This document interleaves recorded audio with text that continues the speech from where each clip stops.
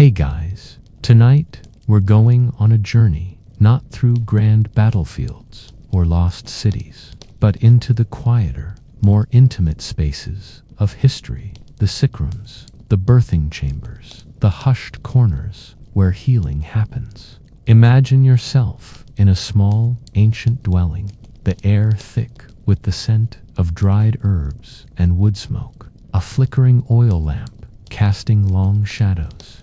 You're watching someone gently tend to a feverish patient, a cool cloth on their brow. This person isn't a man with a formal education, a university degree, or a fancy title. This is a woman using wisdom passed down through generations, her hands as skilled as any. In most of recorded history, this scene was your only chance for survival. Without her, you probably wouldn't have made it through the night.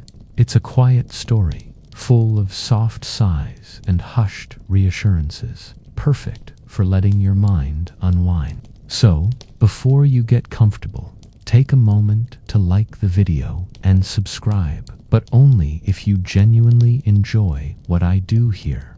Let me know where you're listening from and what time it is for you in the comments below.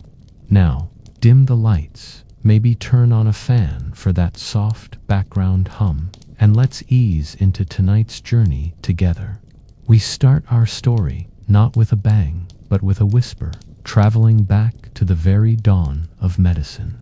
You can almost feel the dry, dusty air of ancient Egypt settling on your skin as you stand in the bustling streets of Memphis.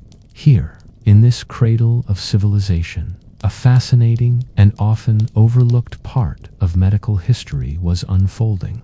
While male physicians were certainly a presence, a fact of daily life, there's evidence that women weren't just standing on the sidelines.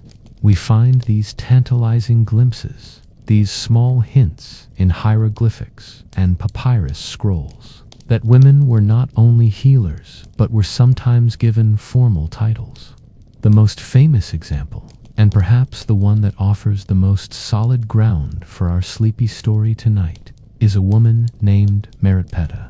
She is often cited in modern discussions as a pivotal figure, a symbol of female empowerment in a world we assume was entirely dominated by men. The evidence for her life is a little thin, as it tends to be when you go this far back. She's primarily known from an inscription on a tomb in the Valley of the Kings. The tomb belongs to her son, a high priest, and it describes her as the chief physician. Now, this is a pretty big deal. It suggests she wasn't just a simple healer, but held a position of considerable authority and respect, overseeing other doctors. Historians still argue whether this title meant she was a physician in the modern sense, or something more akin to a manager of healers, but either way, it's a remarkable record of a woman in a position of power and expertise. Now, let's float westward, carried by the breeze over the Mediterranean, and find ourselves in the bustling Roman Empire. The streets of Rome are a cacophony of sound and life, and if you listen closely, you might hear the murmurs about a different kind of healing. While Roman medicine was largely dominated by Greek physicians imported, you could say, along with much of their culture and philosophy, women also played a significant role. These weren't women practicing in the same way as their male counterparts, not typically in the public eye, but rather in the private, intimate sphere of the home. Roman matrons, the heads of wealthy households, were expected to have a deep knowledge of herbal remedies and basic medicine. They were, in essence, the family doctor. This was a practical necessity, as childhood mortality was heartbreakingly high and professional doctors were expensive. You'd find them in their private gardens, tending to herbs like chamomile and rosemary. Their knowledge passed down from mother to daughter. It was a domestic kind of medicine, but it was absolutely essential. But even within this domestic sphere, we find some who ventured further. Take a moment to think about the ancient world's version of a medical license. It didn't really exist in the way we think of it today. Healing was a trade, often learned through apprenticeship. In Rome, we have evidence from inscriptions on tombstones and legal documents that women were practicing as what we would call today obstetricians and pediatricians. They were known as obstetresses and medicae, and their work was specialized, respected, and, in some cases, highly lucrative. This is where we see the first flicker of a professional role for women in medicine. A quiet little flame of possibility in a world that often tried to keep them in the shadows. The quirky tidbit here is that many of these medicae specialized in women's and children's health, a role that was considered more appropriate for them. It was a strange kind of loophole, a societal expectation that paradoxically allowed them to carve out a niche for themselves. It's a good reminder that history is rarely a straight line.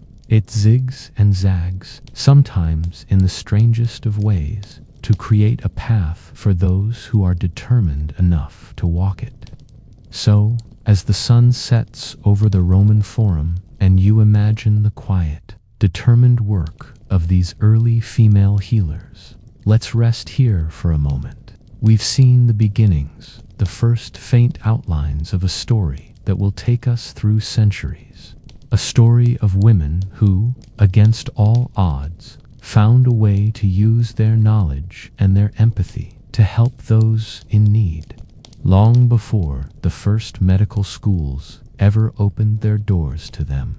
The first step on a very long journey. As you continue to drift through the sands of time, we find ourselves moving from the grand, bustling metropolises of Rome to the sun-drenched shores of ancient Athens, a city of philosophers and great thinkers. But even in this intellectual hub, the life of a woman was often confined to the home, far from the public stage.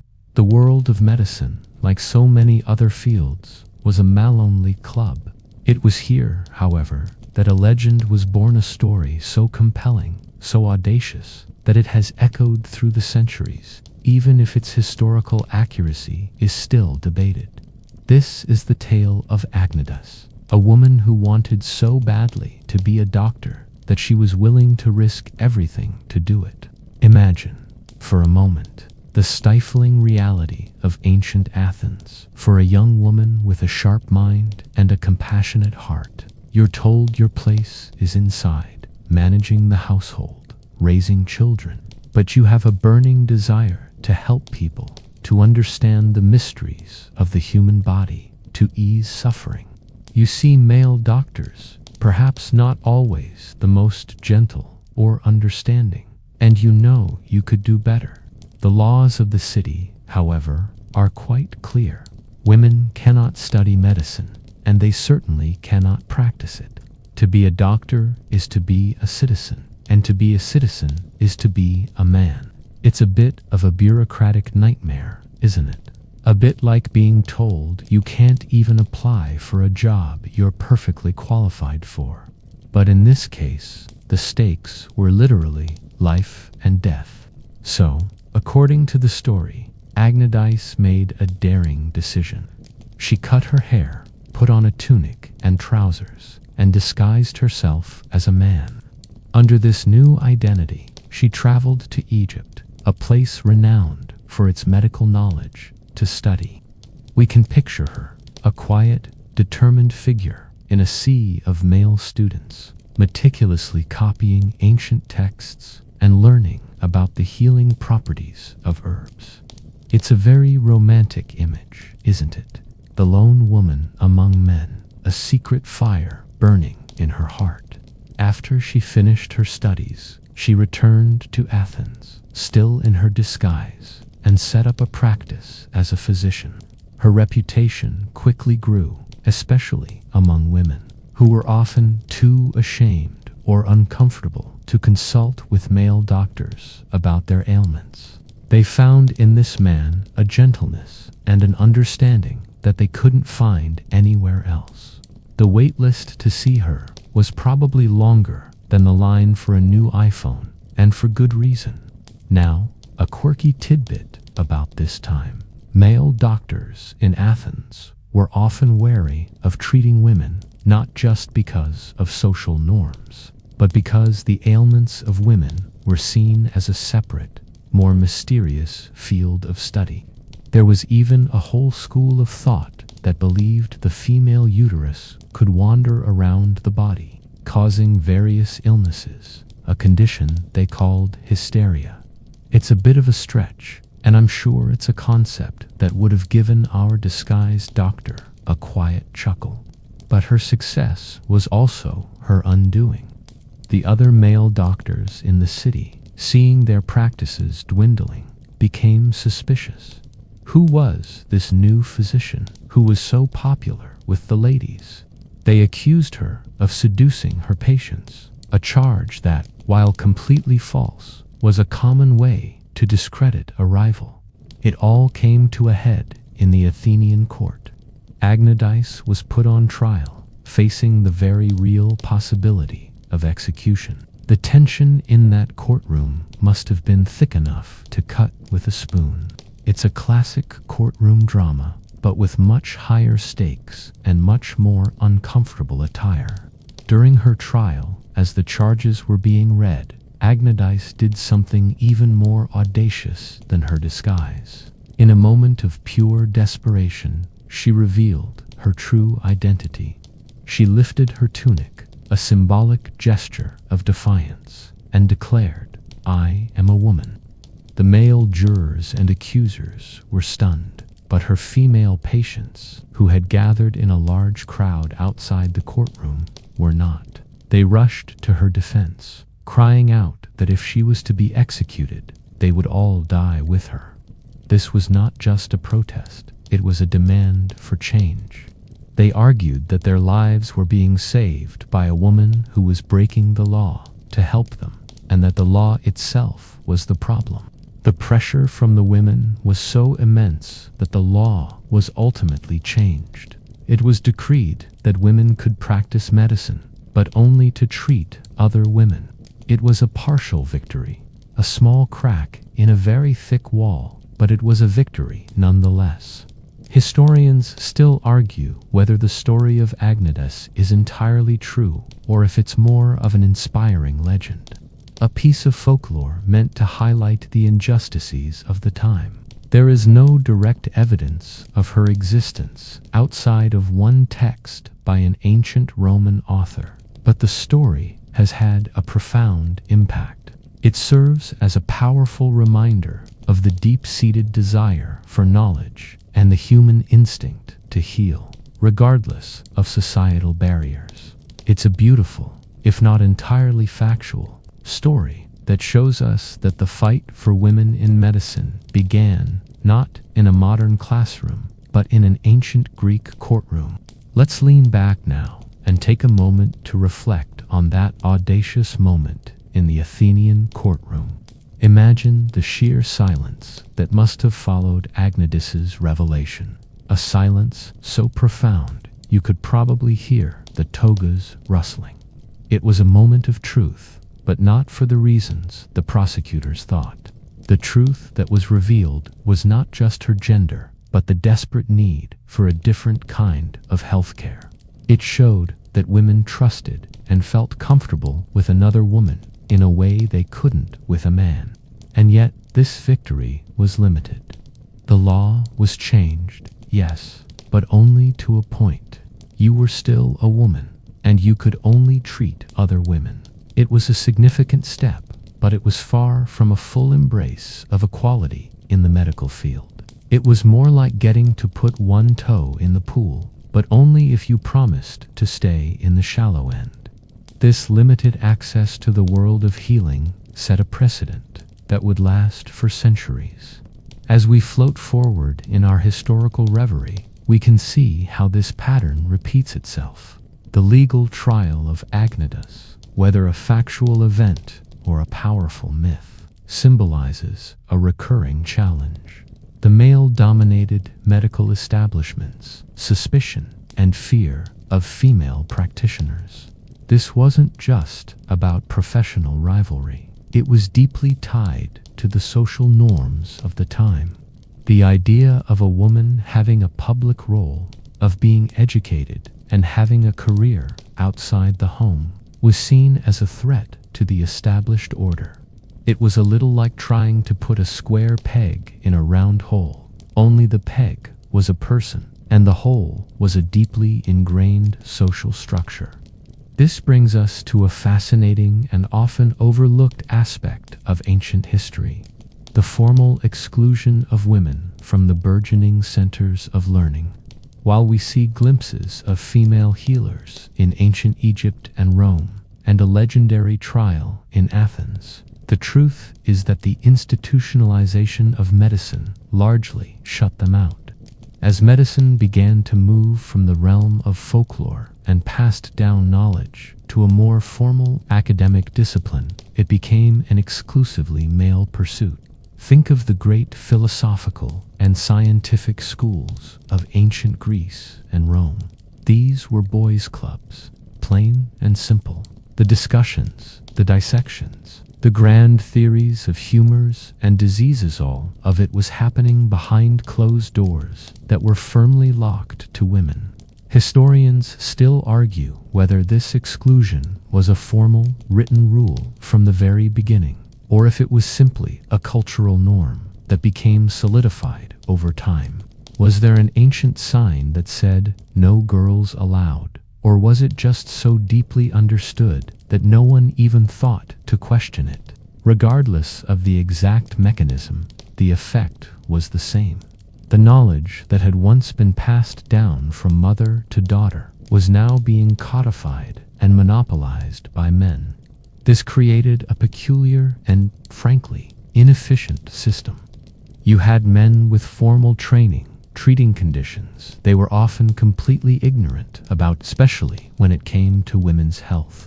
The male doctors would often rely on second-hand accounts or folk remedies, sometimes with disastrous results. It was a bit like a car mechanic trying to fix a complex machine based only on what someone told him was wrong with it, without ever looking under the hood himself. This is where we find a quirky tidbit about ancient medicine. Many of the formal theories were based on the idea of the four humors: blood, phlegm, yellow bile, and black bile. A healthy person had a perfect balance of all four. An imbalance meant you were sick.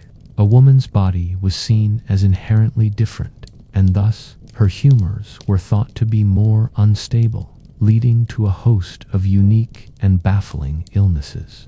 This philosophical framework served to further separate women's medicine from mainstream practice, and not so coincidentally reinforce the idea that women were emotional and irrational creatures. It was a very convenient theory for those who wanted to keep women out of the medical field. So, as the ancient world fades to black, we are left with a landscape where healing is a profession, but a profession largely denied to half the population. Women still healed, of course. They had to, but they did so on the margins, without formal titles, without the official sanction of the state or the academy. They were the herbalists, the midwives, the wise women of the community, and their knowledge was vast and vital. But it wasn't official. It wasn't academic. It wasn't the kind of knowledge that gets written down in history books, which is precisely why it's so easy for us to overlook it. We're left with a sense of quiet injustice, a feeling that so much wisdom was lost, so many potential cures undiscovered, all because of a simple man-made barrier. As the classical world slowly, gently gives way to the medieval, you can almost feel the air growing cooler, the streets narrower, the light from the sky filtered by the spires of new cathedrals. We've left behind the humors of the Greeks and the gardens of the Romans, and we are now standing on the threshold of a new era. This is a world of monks and monasteries, of parchment scrolls and whispered prayers. And yet, even in this deeply religious and patriarchal society, there are glimmers of something different, something unexpected. We're heading now to a place that, for a time, was an island of progressive thought in a sea of tradition. The School of Salerno. Imagine a sun-drenched coastal city in southern Italy, the air smelling of salt and olive trees. This is Salerno, and by the 10th century, it was home to a remarkable medical school, one of the first in Europe. And what makes it so special for our sleepy story tonight is that, unlike the institutions that came after it, it was an oasis of inclusivity. It didn't just teach men, it also accepted women. This was not a given by any stretch of the imagination. In a world where women were largely confined to the home and forbidden from public life, the idea of them attending a university, let alone a medical school, was nothing short of revolutionary. It was a bit like discovering that the first ever computer was built by a group of talking squirrels. It's just so wildly unexpected that you have to take a moment to absorb it. The reasons for Salerno's open-mindedness are still debated by historians. Some scholars believe it was due to the unique blend of cultures in the region: Greek, Latin, Arab, and Jewish traditions, all coming together to create a more tolerant environment. Others think it was simply a pragmatic decision. The city had a rich tradition of female healers, and the school recognized their skills and knowledge. Regardless of the reason, for a few centuries, Salerno became a haven for women seeking a formal medical education. This brings us to a crucial figure, a woman whose name is whispered in the halls of medical history, though her story is often overlooked. Her name was Trotula of Salerno, or, as she is more commonly known today, Trotula. You can picture her now, a quiet, observant woman, her hands perhaps a little stained with herbs, her mind a whirlwind of knowledge. She wasn't just a student, she was a master physician and a teacher in her own right. Her expertise was so highly regarded that she wrote a series of medical texts that became standard reading for doctors across Europe for centuries. Her most famous work, which we still have today, is often called Trotula, or The Diseases of Women. This wasn't just a simple collection of folk remedies. This was a comprehensive, scholarly text. She wrote about childbirth, menstruation, and a variety of female-specific ailments with a level of detail and understanding that was unheard of for its time. A quirky tidbit about her work is that she included recipes for things like face creams and hair dye. This wasn't vanity, it was part of the holistic view of health at the time. A woman's appearance was considered a reflection of her inner health, and so caring for her skin and hair was a legitimate part of her medical practice. Trotula's existence, and the work of other women at Salerno, fundamentally challenges the popular notion that women were completely absent from formal medicine until the modern era. Historians still argue about the exact authorship of some of the texts attributed to her, with some scholars suggesting that Trotula may have been a general term for a group of female healers. However, the prevailing scholarly consensus is that a woman named Trotula was a real person and the primary author of these groundbreaking works. This debate, in a way, just adds to the mystery and the allure of her story. It makes her feel a little more like a whispered legend, a ghost of history whose influence is still felt today. So, as we imagine the quiet halls of the School of Salerno, filled with both male and female students, all poring over the same texts and learning from the same masters, we can appreciate this brief, shining moment of equality. It was a flicker of light in a long period of darkness. a reminder that the desire for knowledge and the drive to heal are not bound by gender. It's a peaceful thought, isn't it? The idea that for a time, in one small corner of the world, everyone was welcome at the table of knowledge. Let's continue to drift back in time, letting the gentle narrative carry you. We've just left the revolutionary halls of Salerno, where Trotula and other brilliant women were changing the face of medicine. But what was it really like to be a doctor in the Middle Ages? The reality was probably very different from what you're imagining. It wasn't a world of gleaming surgical tools and antiseptic wipes. Instead, it was a world of intuition, herbal remedies, and a healthy dose of superstition. A lot like trying to fix a leaky faucet with a wish and a prayer, only with much higher stakes. Picture yourself now, a medieval physician, man or woman, trudging through the muddy streets of a small village. Your medical bag isn't full of syringes and scalpels, but rather a collection of dried herbs, bandages made from old linen, and perhaps a small, precious knife for lancing boils. Your patients aren't coming to you in a sterile clinic, but in their own homes, which are often damp, drafty, and filled with the smells of cooking fire and unwashed bodies. You rely heavily on observation and the patient's own description of their symptoms. The idea of a germ is 1,000 years in the future, so you have no concept of hygiene in the way we understand it. You're just doing your best with the tools you have, which, to be frank, aren't very good. For the male doctor, there was the added prestige of a university education, which, as we've seen, was mostly a male privilege.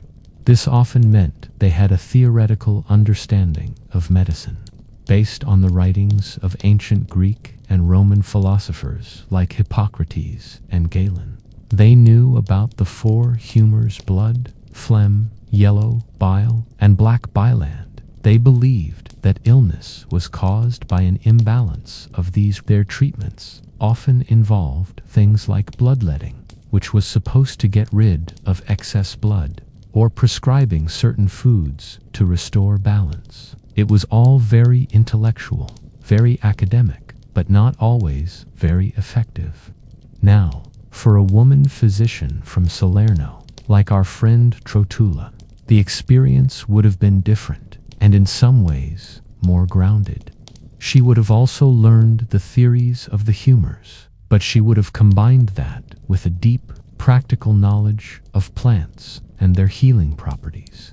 A quirky tidbit about this time is that while male doctors often treated with bloodletting, female doctors were known for a more gentle approach. They were seen as specialists in women's and children's ailments, and this included a deep understanding of herbalism, nutrition, and even psychology. They were more likely to use a soothing poultice or a calming tea than to reach for a scalpel. They were the original holistic healers, you could say.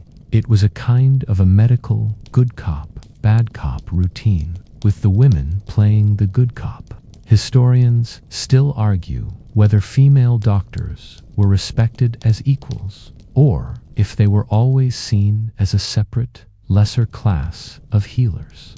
Some scholars suggest that a male doctor might have been consulted for a serious, life-threatening illness, while a female doctor would be called for more common, chronic ailments. This would have meant that female doctors were often dealing with the kind of long-term care that required patience and empathy, skills they were seen as naturally possessing.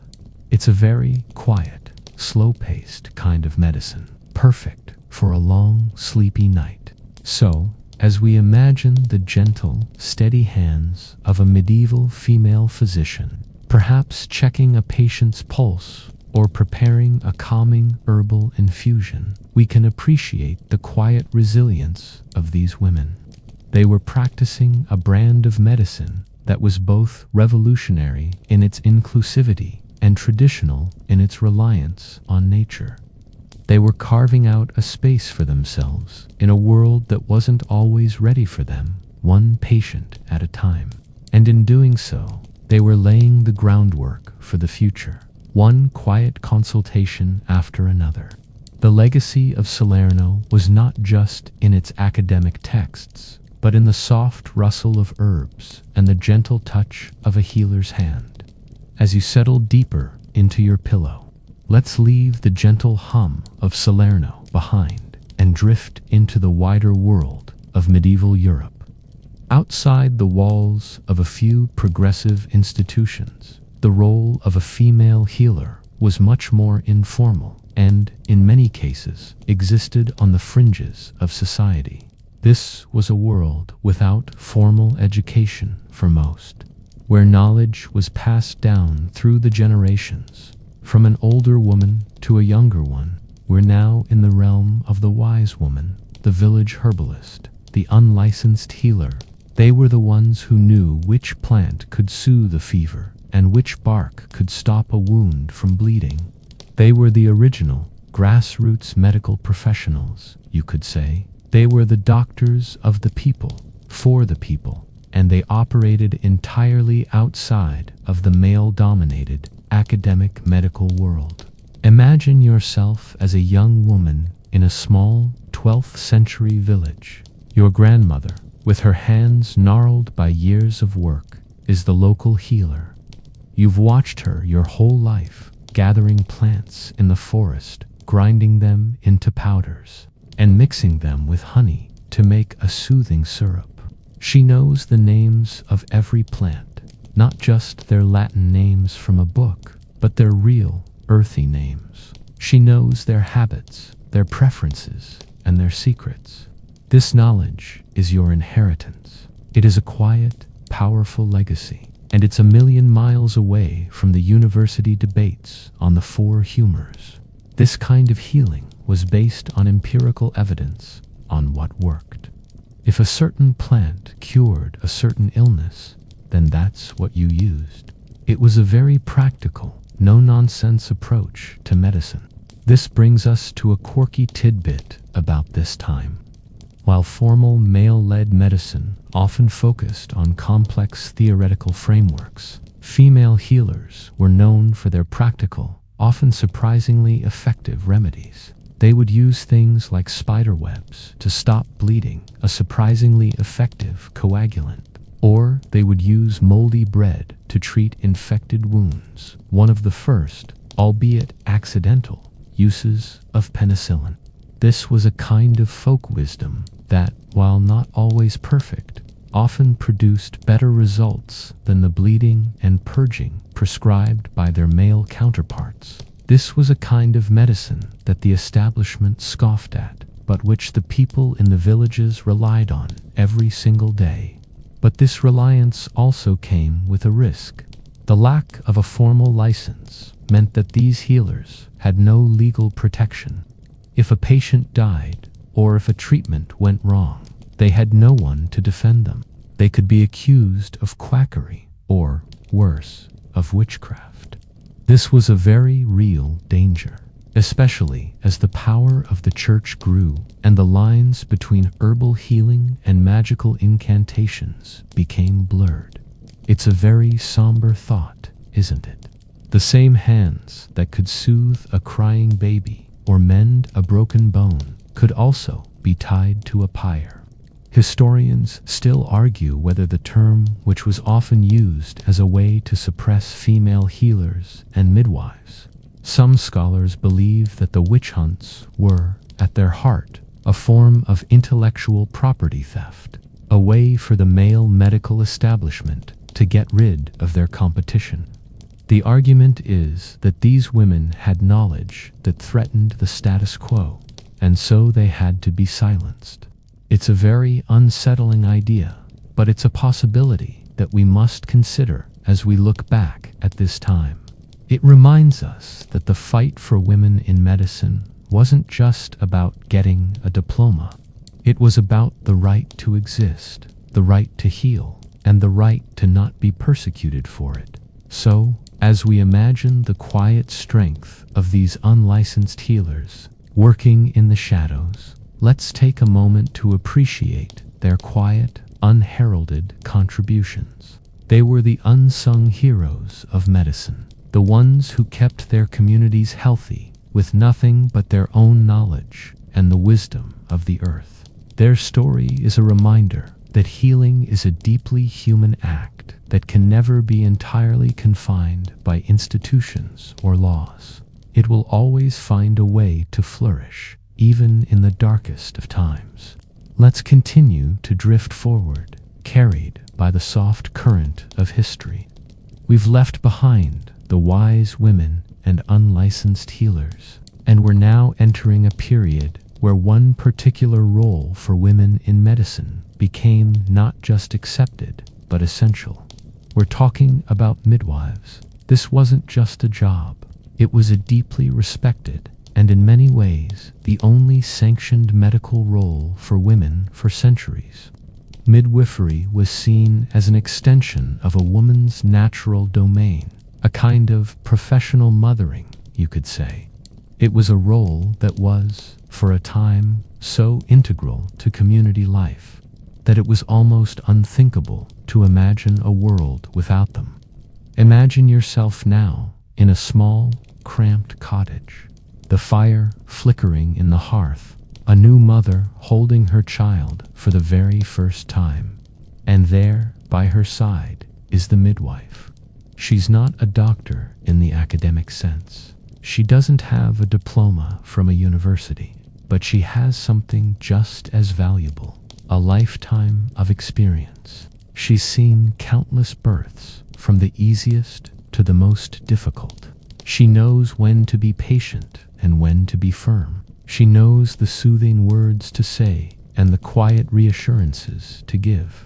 Her hands are steady, her voice is calm, and she is a rock in a moment of chaos. This was the reality for centuries. A midwife was not just a medical professional. She was a trusted confidant, a community leader, and a keeper of sacred knowledge.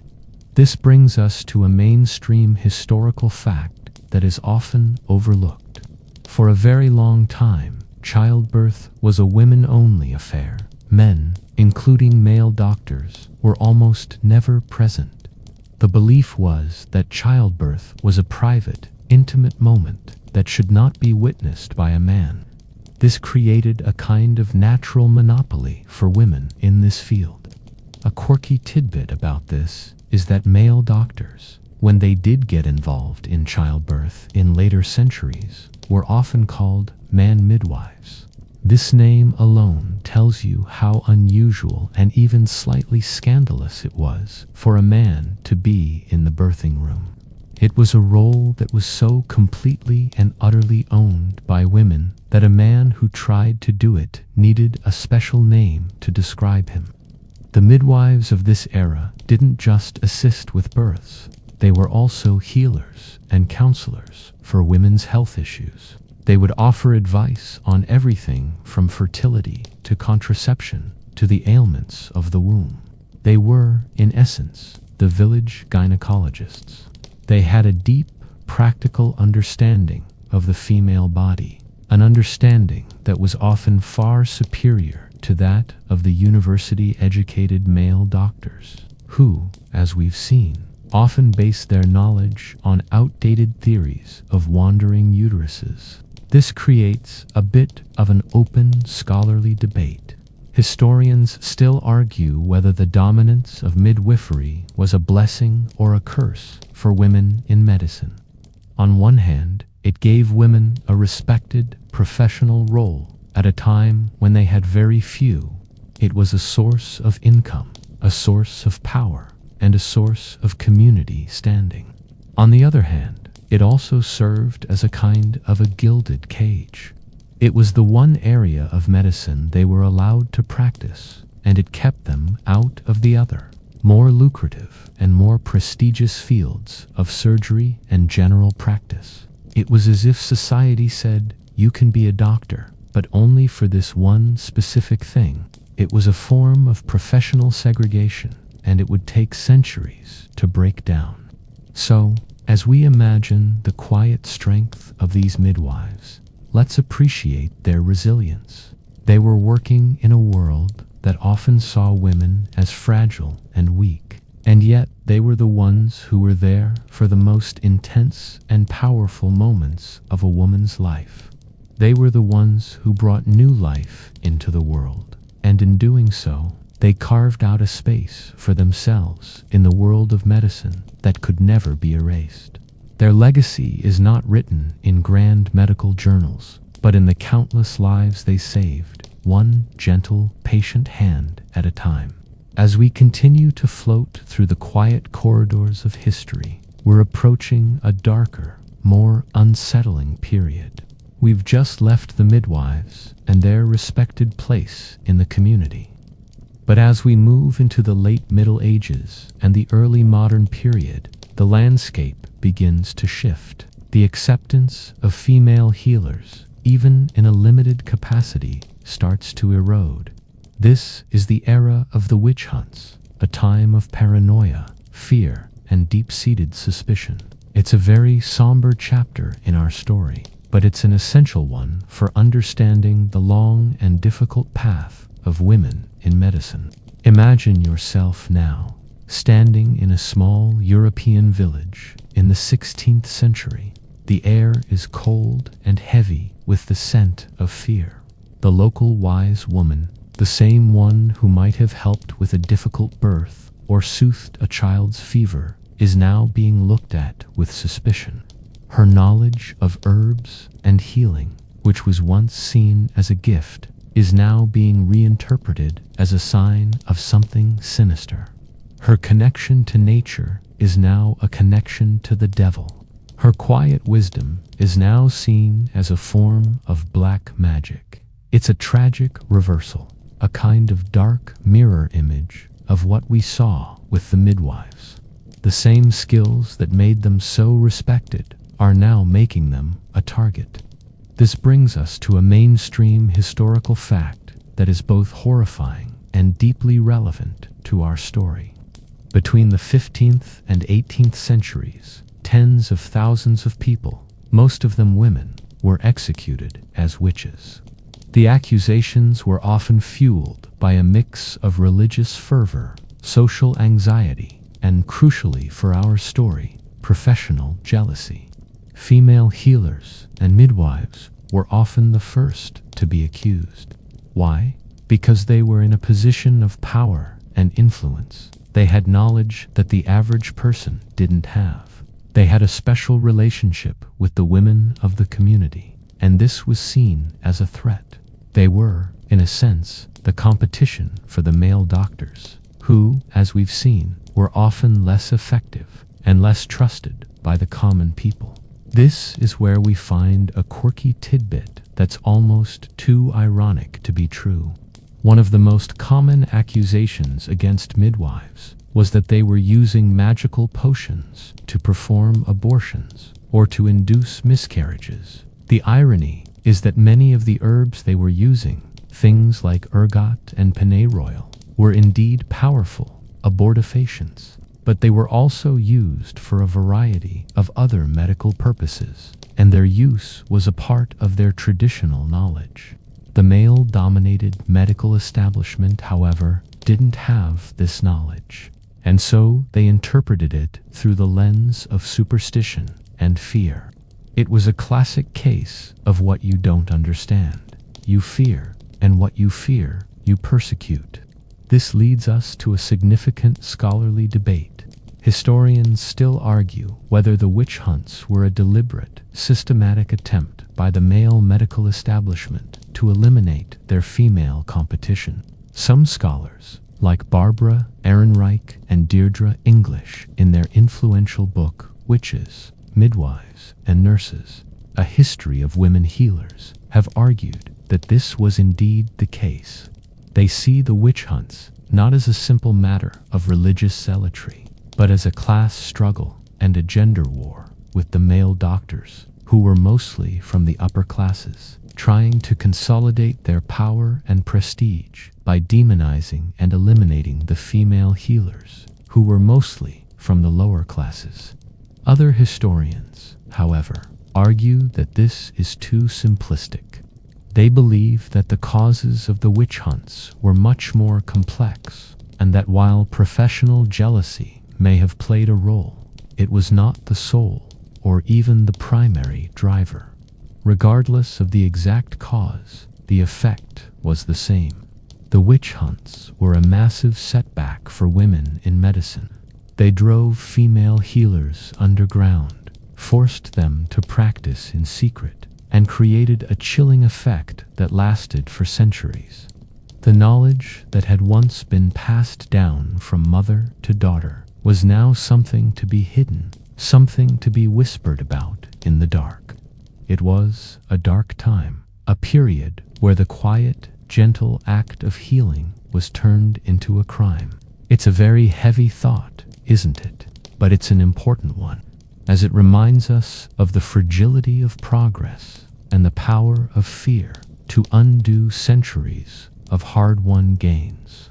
Let's continue our journey, moving past the dark shadow of the witch hunts and into the early modern era.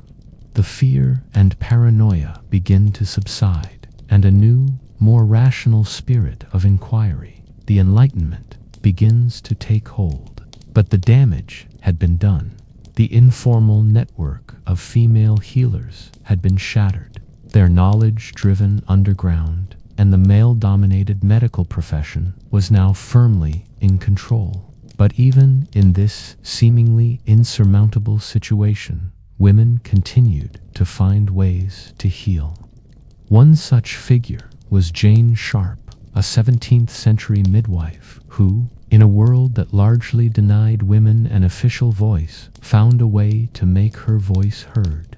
Imagine a midwife in 17th century England. The profession is still largely dominated by women, but the male-man midwives are beginning to make inroads, especially in the homes of the wealthy.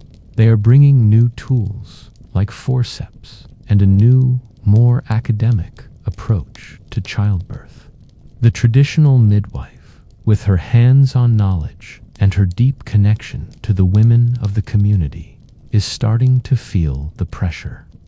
This is a quiet, professional war, fought not on a battlefield, but in the birthing chamber, with the stakes being the health of mothers and their children. Jane Sharp was one of these traditional midwives, but she was not content to just stand by and watch her profession be slowly eroded. She decided to fight back, not with a sword, but with a pen. In 1671, she published a book called The Midwives' Book, or The Whole Art of Midwifery Discovered. It was an astonishing achievement for a woman of her time. In a world where books were largely written by and for men, she wrote a textbook on childbirth that was based on her own practical experience and knowledge. It was, in many ways, the midwife's answer to the male doctor's academic treatises. Her book was a sensation. It was an instant bestseller, going through multiple editions and being read by midwives and women across England. A quirky tidbit about the book is that she wrote it in plain, simple English, rather than in the Latin or Greek that was used by the male doctors. This made it accessible to a much wider audience, and it was a subtle but powerful act of rebellion. She was, in essence, democratizing medical knowledge, taking it out of the hands of the elite and putting it into the hands of the women who actually needed it. She wrote about everything from the anatomy of the female body to the stages of labor to what to do in a difficult birth. She was, in many ways, the original medical blogger, sharing her knowledge with the world in a way that was both practical and empowering. Her book also offers a fascinating glimpse into the world of 17th century medicine. She writes about the importance of hygiene long before anyone understood the concept of germs. She writes about the importance of a calm and supportive environment for the birthing mother, a concept that is still at the heart of modern midwifery. She was, in many ways, far ahead of her time. This brings us to a significant scholarly debate. Historians still argue about the exact impact of Jane Sharp's book. Some scholars believe that it was a crucial text that helped to professionalize midwifery and gave it a new sense of dignity and authority. Others argue that it was a last, desperate gasp of the traditional midwife, a kind of swan song before the male doctors, with their forceps and their academic degrees, took over completely. They point to the fact that within a few decades, male man midwives would be the norm in high society, and the traditional female midwife would be relegated to the lower classes.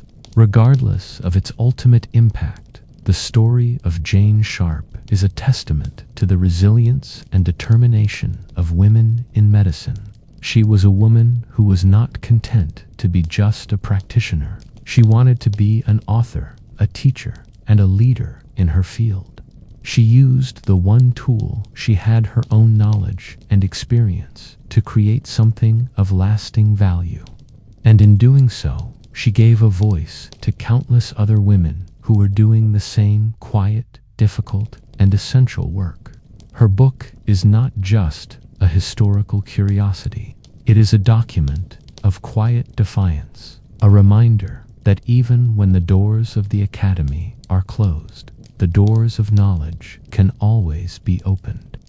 Let's let the image of Jane Sharp's book, a quiet but powerful act of defiance, fade into the background. As the 18th and 19th centuries dawn, we see the age of enlightenment take hold. This was a period of incredible scientific and intellectual progress. The great universities of Europe and America were in their prime, and a new scientific approach to medicine was being born. Anatomy was being studied with new vigor. Chemistry was beginning to unlock the secrets of pharmacology, and the foundations of modern medicine were being laid. But for women, this new era was a bit of a mixed bag. On one hand, the old superstitions were fading. You were no longer likely to be burned as a witch for having too much knowledge of herbs. On the other hand, the new male-dominated and highly academic medical establishment was tightening its grip. Imagine yourself now in a large European city like London or Paris in the late 18th century. You're a woman with a sharp mind and a passion for science. You read the latest books on anatomy. You know the works of the great philosophers and scientists. But you also know that none of the great medical schools will ever let you in. The door is firmly, and in some cases, legally, shut. The idea of a woman in a dissection hall or a woman with a scalpel in her hand was considered not just improper, but a violation of the natural order. It was a bit like trying to get a cat to do your taxes. It just wasn't something that was going to happen. This is a time when the medical profession, for men, was becoming increasingly professionalized. It was moving from a trade to a respected, high-status career. Doctors were no longer just barber surgeons. They were now university-trained gentlemen with fancy degrees and impressive titles. And in this new, more formal world, there was simply no room for women. The knowledge that had once been passed down from mother to daughter was now being monopolized and codified in textbooks that were exclusively for men. This was the era where medicine truly became a boys' club, and the rules of the club were explicitly designed to keep women out. A quirky tidbit from this time is that while women were banned from studying medicine, they were still expected to be the nurses and caregivers in the home. It was a kind of a strange double standard. You could be a woman who cared for the sick, but you couldn't be a woman who understood the science behind the sickness. It was a little like being allowed to drive a car, but only if you had no idea how the engine worked. This paradox highlights the deep-seated gender norms of the time. Norms that saw women as naturally nurturing and empathetic, but not as intellectually capable of understanding a complex scientific discipline. Historians still argue whether the Enlightenment's emphasis on reason and science ultimately helped or hindered the cause of women in medicine.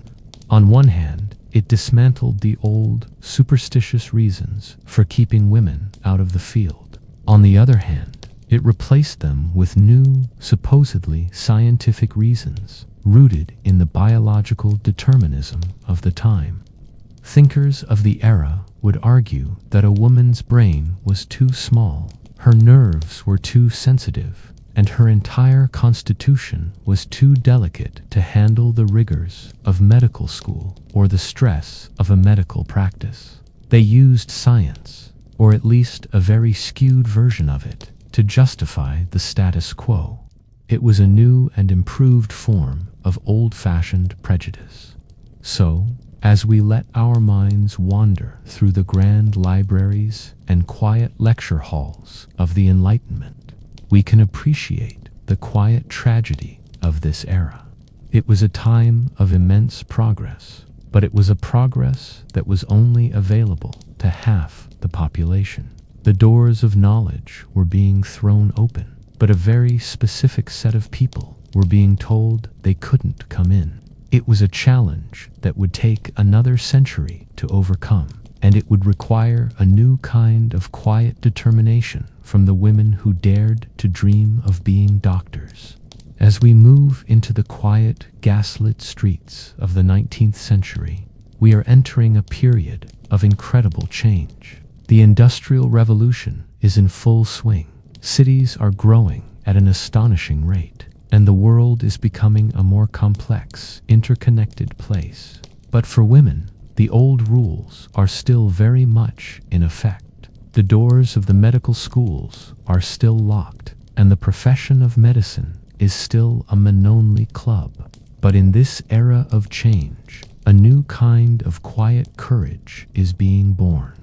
We are about to meet a woman who, in a very polite and very determined way, was about to kick that door open. Her name was Elizabeth Blackwell, and she is a quiet giant in the history of medicine. Imagine yourself as a young woman in the mid-19th century. The idea of a woman becoming a doctor is so outlandish that it's almost a joke. If you even mention it, you're likely to be laughed at, or worse, pitied. Elizabeth Blackwell, however, was not laughing.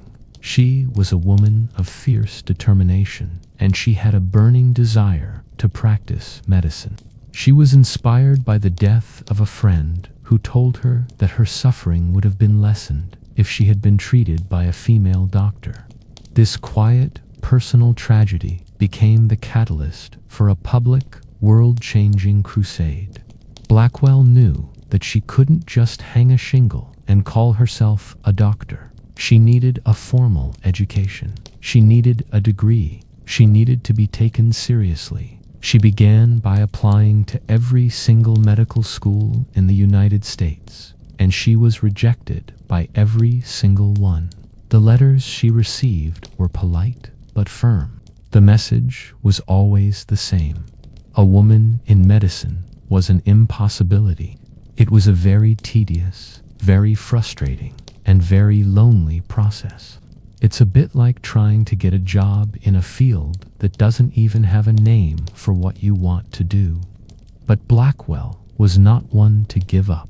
She was a quiet revolutionary, a woman who believed that the best way to change a system was to work within it and to prove them all wrong. Her big break came, ironically, from a joke. She applied to a small, rural medical college in upstate New York called Geneva Medical College. The faculty, utterly baffled by her application, decided to put it to a vote among the students. They figured the all-male student body would laugh her out of the running, so they sent the decision to them, probably with a little chuckle. It was a very quiet, very casual way of trying to get rid of her.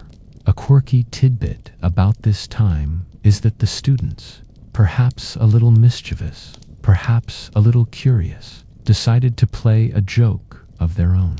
They voted to accept her. They thought it would be hilarious to see a woman try to survive in their Olmel medical school. The faculty, to their credit, were then bound by the rules of their own vote and had to accept her.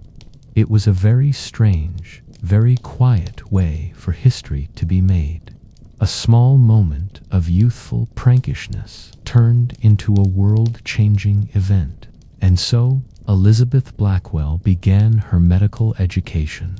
Her time there was not easy. She was ostracized by her male peers, many of whom saw her as a curiosity or a nuisance. She was often forced to sit separately from the class during lectures and dissections. But she persevered. She studied hard. She excelled in her classes. And she proved to everyone that a woman could, in fact, handle the rigors of medical school.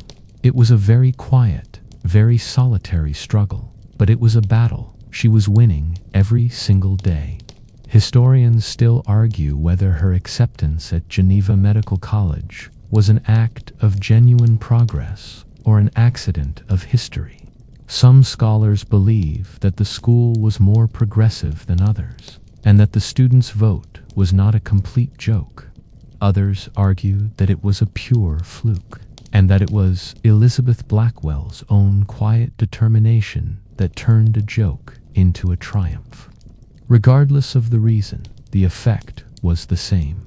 In 1849, Elizabeth Blackwell graduated at the top of her class, and she became the first woman in the United States to earn a medical degree. It was a moment of quiet, unassuming triumph that would echo through the decades and inspire generations of women to come. As you settle deeper into the quiet comfort of your bed, let's continue to follow Elizabeth Blackwell's remarkable journey. She has, against all odds, just earned her medical degree from Geneva Medical College, becoming the first woman in the United States to do so. But her triumph was not met with universal applause, for her graduation was not the end of her struggle, but just the beginning. The world was still not ready for a female doctor, and she was about to find that out in a very quiet, very difficult way. Imagine her, a newly minted doctor, trying to find a job. You'd think that with a degree from a prestigious school, she'd have her pick of positions. But she was a woman, and the doors of hospitals and clinics were just as firmly shut to her as the doors of the medical schools had been. No one would hire her. No one would allow her to practice. She was a physician in name only, and her hard-won degree was, for a time, just a piece of paper. It was a very frustrating, very lonely period. It's a bit like getting a pilot's license, but then being told you can never actually fly a plane. But Elizabeth Blackwell was not one to be deterred. She realized that if the established medical institutions wouldn't let her in, she would have to create her own. She decided to go to Paris and London for further training, where she would eventually establish her own practice. She faced a great deal of prejudice and hostility, but she also found a few quiet allies who were willing to support her.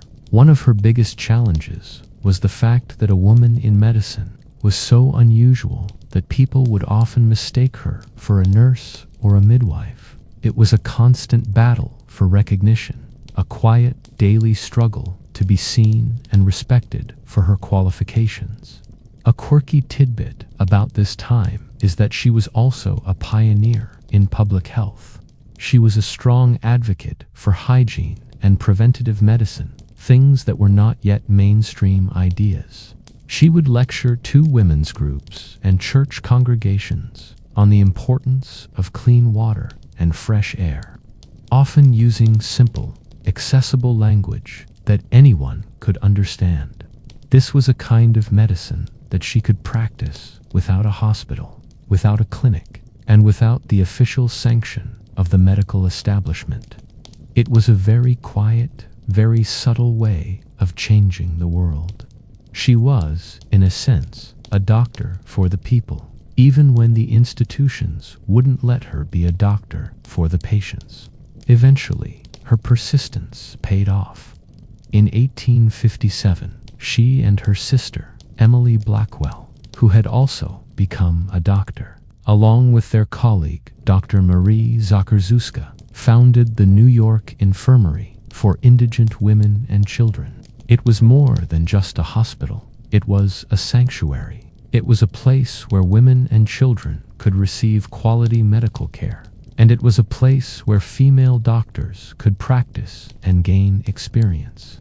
It was the first hospital in the United States to be run entirely by women, and it was a landmark achievement. It was a very quiet, very subtle way of saying, if you won't let us play in your sandbox, we'll build our own. Historians still argue about Elizabeth Blackwell's ultimate legacy. Some scholars see her as a lone pioneer, a woman whose success was a result of her own singular determination, and not as a harbinger of a broader movement. They point out that her success did not immediately open the floodgates for women in medicine, and that the struggle for equality would continue for another century. Others argue that her legacy is not just in her own accomplishments, but in the doors she quietly opened for others. They see her as the first stone in a long and difficult path, a path that would eventually lead to a world where a woman becoming a doctor is not a joke, but a given. So, as we let the image of Elizabeth Blackwell and her quiet, determined work fade into the past, let's take a moment to appreciate the incredible courage it took to be a pioneer.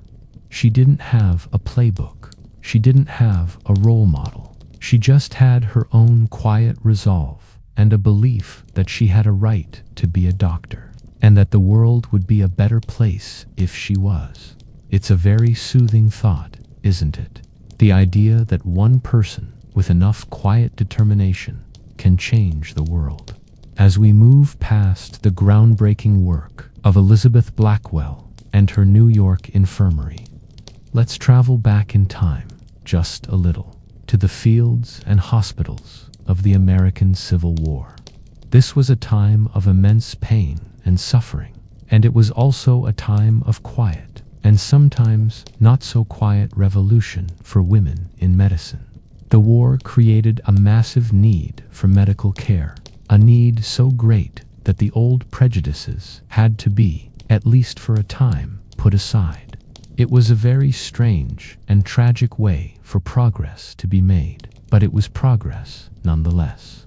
Imagine yourself now in a field hospital during the Civil War. The air is thick with the scent of blood and sweat and carbolic acid. The sounds are of whispered prayers and the moans of the wounded, and there, amidst the chaos, are women. They aren't just nurses in the traditional sense. They are surgeons. They are hospital administrators. They are pioneers. The war, in its brutal and unrelenting way, had created a vacuum of medical professionals. And women, with their quiet strength and their deep-seated desire to help, stepped in to fill it. They were doing a job that, just a few years earlier, would have been considered an utter impossibility. One of the most famous of these women was Dr. Mary Edwards Walker. She had earned her medical degree in 1855, but like Elizabeth Blackwell, she had a difficult time finding a place to practice. But the war changed everything. She volunteered her services to the Union Army, and though she was initially only allowed to be a nurse, she soon started practicing as a surgeon. She was a fearless and dedicated doctor, often crossing enemy lines to treat the wounded. A quirky tidbit about her is that she was also a pioneer of women's dress reform. She refused to wear the long, restrictive skirts of the time, and instead wore trousers, which she said were more practical for her work. This earned her a great deal of ridicule, but she didn't care. She was a doctor, and she dressed like one. Her uniform was not a dress. It was a uniform of practicality and purpose. The Civil War also saw the rise of women as hospital administrators. Clara Barton, for example, who would go on to found the American Red Cross, started her career as a volunteer nurse and hospital administrator during the war. She was a master of logistics, and she was able to organize and supply a network of field hospitals that saved countless lives. These women were not just performing medical tasks, they were running entire organizations, and they were doing it with an efficiency and a quiet competence that often put their male counterparts to shame. It was a very quiet, very subtle way of demonstrating that women were not just capable of healing, but capable of leading.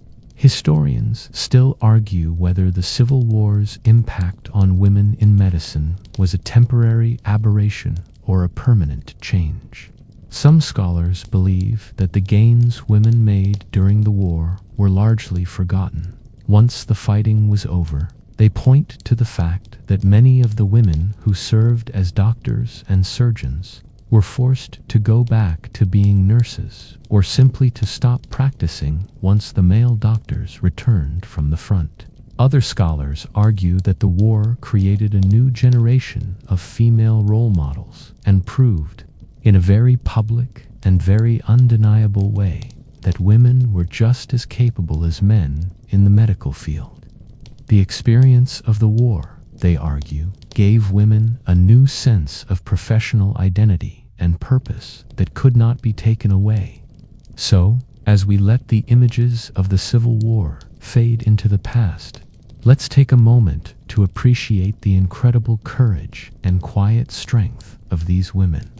They were working in a world of unimaginable horror, and they were doing it without the support of the medical establishment, and often without the support of society. They were driven by a quiet, unwavering desire to help, and in doing so, they created a new, and in many ways, more inclusive chapter in the history of medicine. Their legacy is not just in the lives they saved, but in the doors they quietly, but firmly, held open for the women who would come after them. We've just seen how the brutal realities of the Civil War created an unexpected space for women in medicine. Now, let's move forward into the late 19th century, a period often called the Gilded Age, a time of immense wealth and social change. But even in this era of progress, the struggle for women in medicine was far from over. The doors of the traditional medical schools were still largely closed, but a new solution was beginning to emerge: the creation of medical colleges specifically for women. It was a kind of professional segregation, but it was also a vital and, for a time, the only path forward.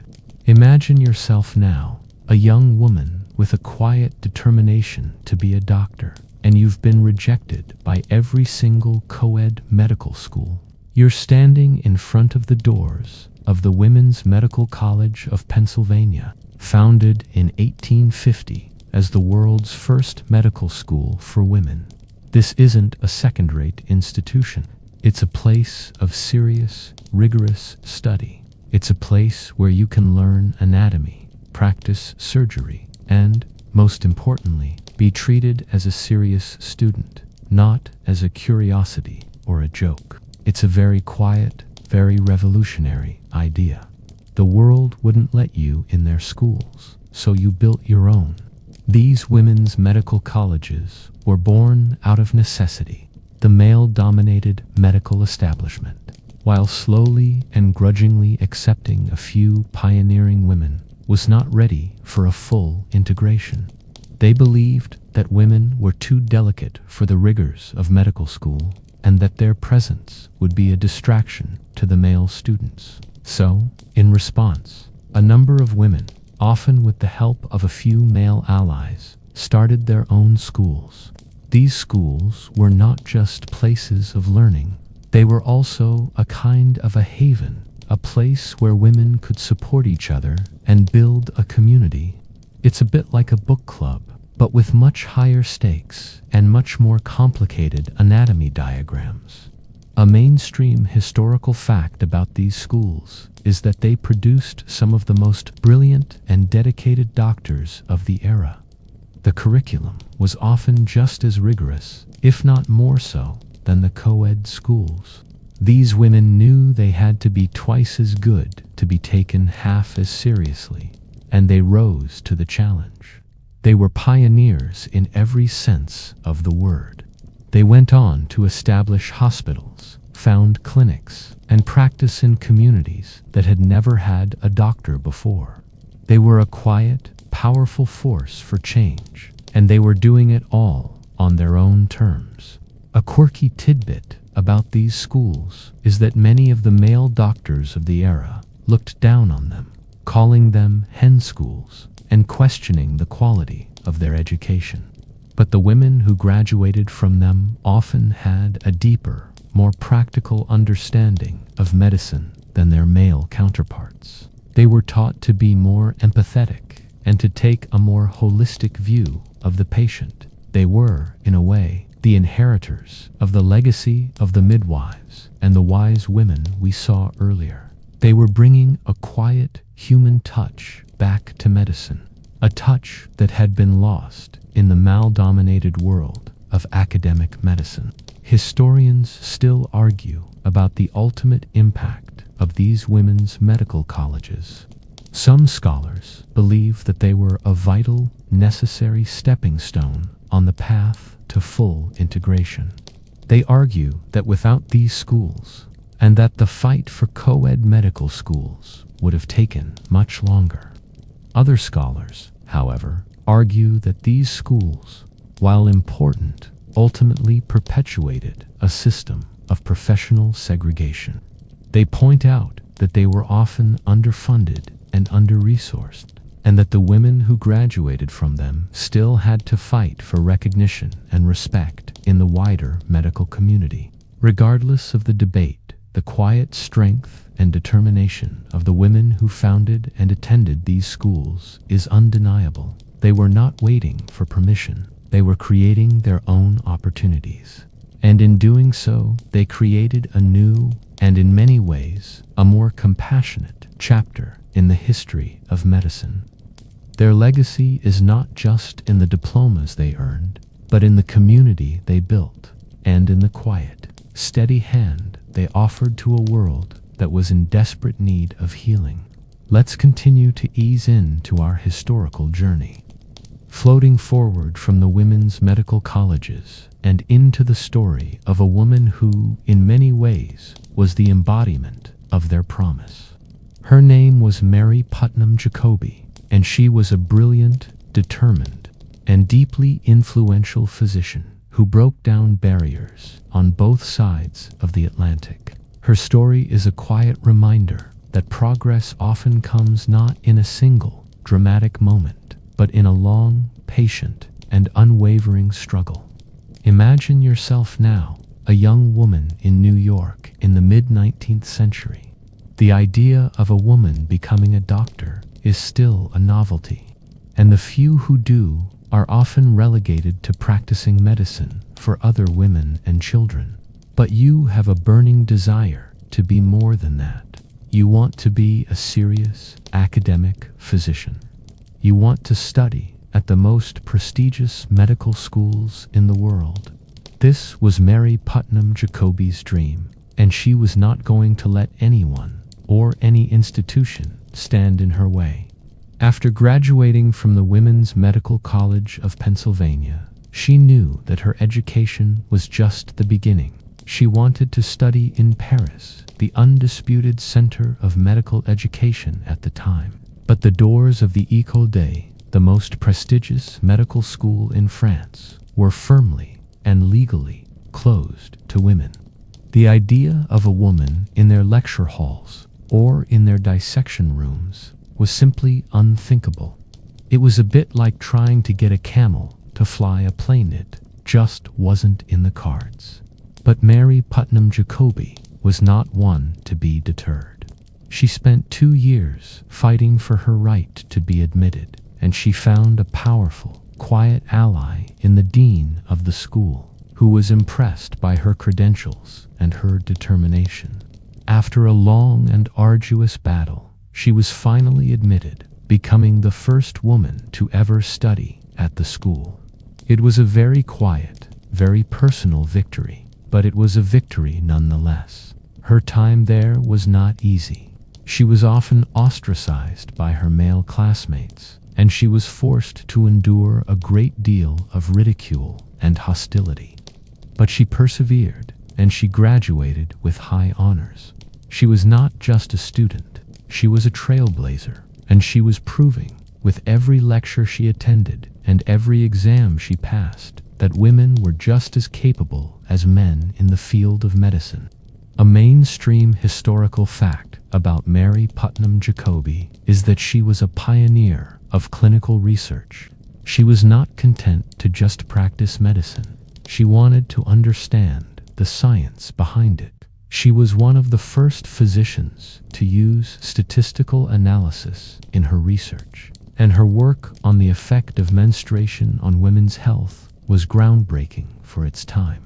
She challenged the popular and often incorrect medical theories of the day, and she replaced them with data and evidence. She was a scientist in the truest sense of the word, and she was bringing a new, more rigorous approach to women's health. A quirky tidbit about her is that she was also a prolific writer and a passionate advocate for women's rights. She wrote for a variety of publications, and her essays on everything from the importance of education for women to the dangers of the corset were widely read and influential. She was a woman who believed that the fight for women in medicine was part of a larger, more important fight for the full emancipation of women in all aspects of life. She was a doctor, a scientist, and a feminist, and she was quietly, but powerfully, changing the world with every word she wrote and every patient she treated. Historians still argue whether Mary Putnam Jacobi's success was an anomaly or a sign of things to come. Some scholars believe that her personal brilliance was so great that she was able to succeed where others would have failed, and that her story is not a reliable indicator of the broader progress of women in medicine. Others argue that her story is a perfect example of how the quiet, unwavering determination of one person can create a ripple effect that eventually becomes a wave. They see her as a vital link between the first pioneers, like Elizabeth Blackwell, and the full integration of women into medicine in the 20th century. So, as we let the image of Mary Putnam Jacobi, a quiet pioneer on both sides of the Atlantic, fade into the past, let's take a moment to appreciate the incredible courage it took to be her. She was a woman who refused to be limited by the expectations of her time, and in doing so, she created a new, and in many ways, a more compassionate chapter in the history of medicine. Her legacy is not just in the doors she opened, but in the quiet, steady hand she offered to a world that was in desperate need of healing and of truth. As we settle deeper into our quiet, sleepy journey, let's move forward from the triumphs of Mary Putnam Jacobi and into the chaotic but fascinating world of Victorian-era medicine. This was a time of incredible medical advances, from the discovery of germs to the development of new surgical techniques. But it was also a time of bizarre remedies, quack cures, and a general battle against misinformation. And for women who were trying to break into the field, this was a very confusing and often frustrating landscape. Imagine yourself now in a quiet, gaslit parlor in Victorian England. The air is thick with the scent of lavender and a faint, acrid smell that you can't quite place. You're a woman with a headache, and you've just been given a small bottle of a liquid that promises to cure it.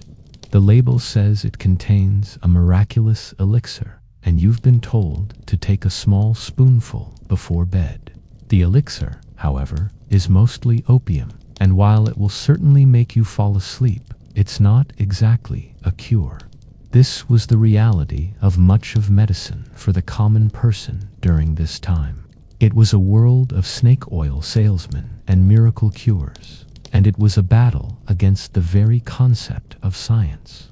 This brings us to a quirky tidbit about this time. One of the most popular cures for insomnia, a condition that was rampant in the Victorian era, was a concoction called Mrs. Winslow's Soothing Syrup. It was marketed as a cure for crying babies, but it was, in reality, a mixture of morphine and alcohol. It was incredibly effective at making babies stop crying. But for reasons that are now very obvious, it was also incredibly dangerous. It was a kind of a dark and quiet joke, a medicine that cured a symptom by putting the patient into a drug-induced stupor. It highlights the desperate need for real, scientific medicine and the uphill battle that the few legitimate doctors of the time had to fight. For the female doctors who were just beginning to establish themselves, this was a particularly difficult time. They had to fight not only against the prejudices of the male medical establishment, but also against the rampant misinformation and quackery that was everywhere. They had to prove not only that they were capable of being doctors, but that their scientific, evidence-based approach was superior to the folk remedies and miracle cures that were so popular. It was a very quiet, very frustrating fight, and it was one that they were often losing. A mainstream historical fact about this era is that the rise of the medical profession, with its emphasis on science and formal education, was a direct response to this kind of quackery. The men who were leading this charge were trying to professionalize medicine and make it a respected and, more importantly, a regulated field. But in doing so, they also used this new emphasis on science as a way to keep women out. They would argue that women, with their delicate nerves and their emotional natures, were not capable of the kind of rigorous scientific thought that was needed to be a doctor. They used the language of science to justify the prejudices of their time, and it was a very effective way of keeping the doors of the profession firmly locked. Historians still argue whether the battle against quackery was a genuine attempt to improve public health, or if it was also a convenient way for the male medical establishment to consolidate its power and eliminate its competition. Some scholars believe that it was a genuine and necessary fight. Others argue that it was a kind of a power play, a way for the male doctors to get rid of both the male and female healers who were operating outside of their control.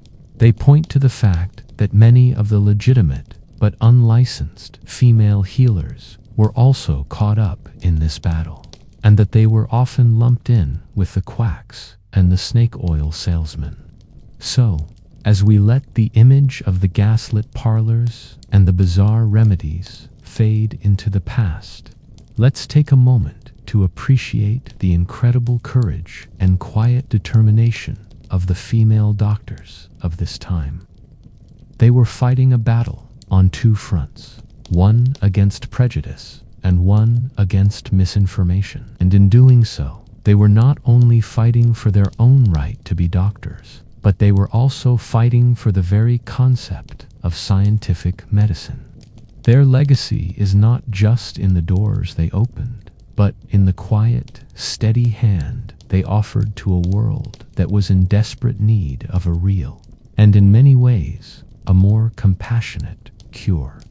We've just seen how the battle against quackery in the Victorian era created a complicated landscape for women in medicine.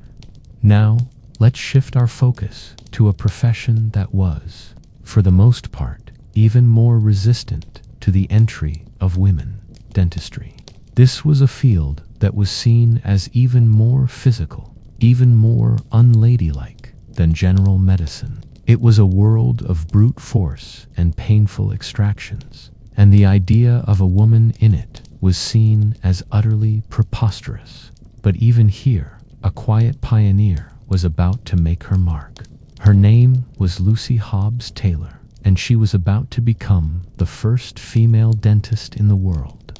Imagine yourself now in a small town in Ohio in the mid-19th century. The sound of a blacksmith's hammer on an anvil is a common one, and it's not entirely dissimilar to the sound you'd hear from a dentist's office. Dentistry at this time was a far cry from the modern, pain-free experience we know today. It was a brutal profession with tools that looked more like medieval torture devices than medical instruments. The idea of a woman in this field was so outlandish that when Lucy Hobbs Taylor first expressed her interest, she was laughed at. She was told it was impossible, that she was a woman, and that she should stick to the more appropriate profession of teaching. It was a very quiet, very firm refusal. But Lucy Hobbs Taylor was not one to be deterred. She was a woman of quiet but unwavering determination. She began by trying to get into a dental school, and she was rejected by every single one. The reason was always the same: no women allowed. She then tried to apprentice with a private dentist, a common way to learn the trade at the time, and she was rejected by every single one. The doors were firmly and legally closed to her. It was a bit like trying to get a job as an astronaut when they haven't even invented spaceships. Yet it was a field that simply didn't exist for women. But Lucy Hobbs Taylor was not one to give up. She eventually found a private dentist who, impressed by her determination, agreed to teach her. She then, after years of study, opened her own practice in Ohio. But she knew that in order to be taken seriously, she needed a formal degree. She needed to be recognized by the dental establishment. She applied to the Ohio College of Dental Surgery and was, of course, rejected.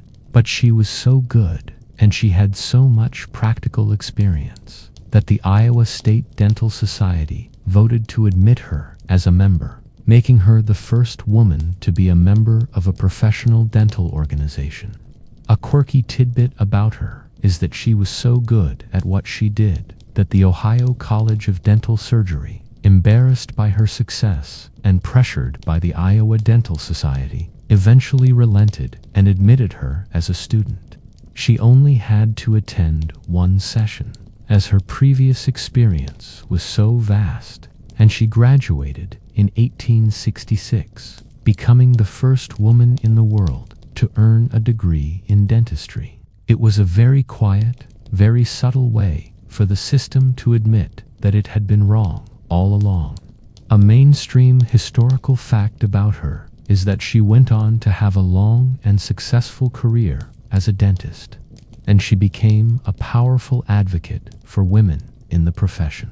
She was a role model for countless other women who wanted to be dentists, and she was living proof that a woman could be a dentist, and a good one at that. She was not just a pioneer, she was an inspiration, and her quiet determination opened the door for all the women who would come after her. Historians still argue about the ultimate impact of Lucy Hobbs Taylor. Some scholars believe that her story is a unique one, a kind of a perfect storm of quiet determination and a receptive environment. They point out that the dental profession was not as regulated as the medical profession at the time, and that this gave her an opening that would have been impossible in other fields. Others, however, argue that her story is a perfect example of how one person with enough quiet courage can break down even the most entrenched barriers.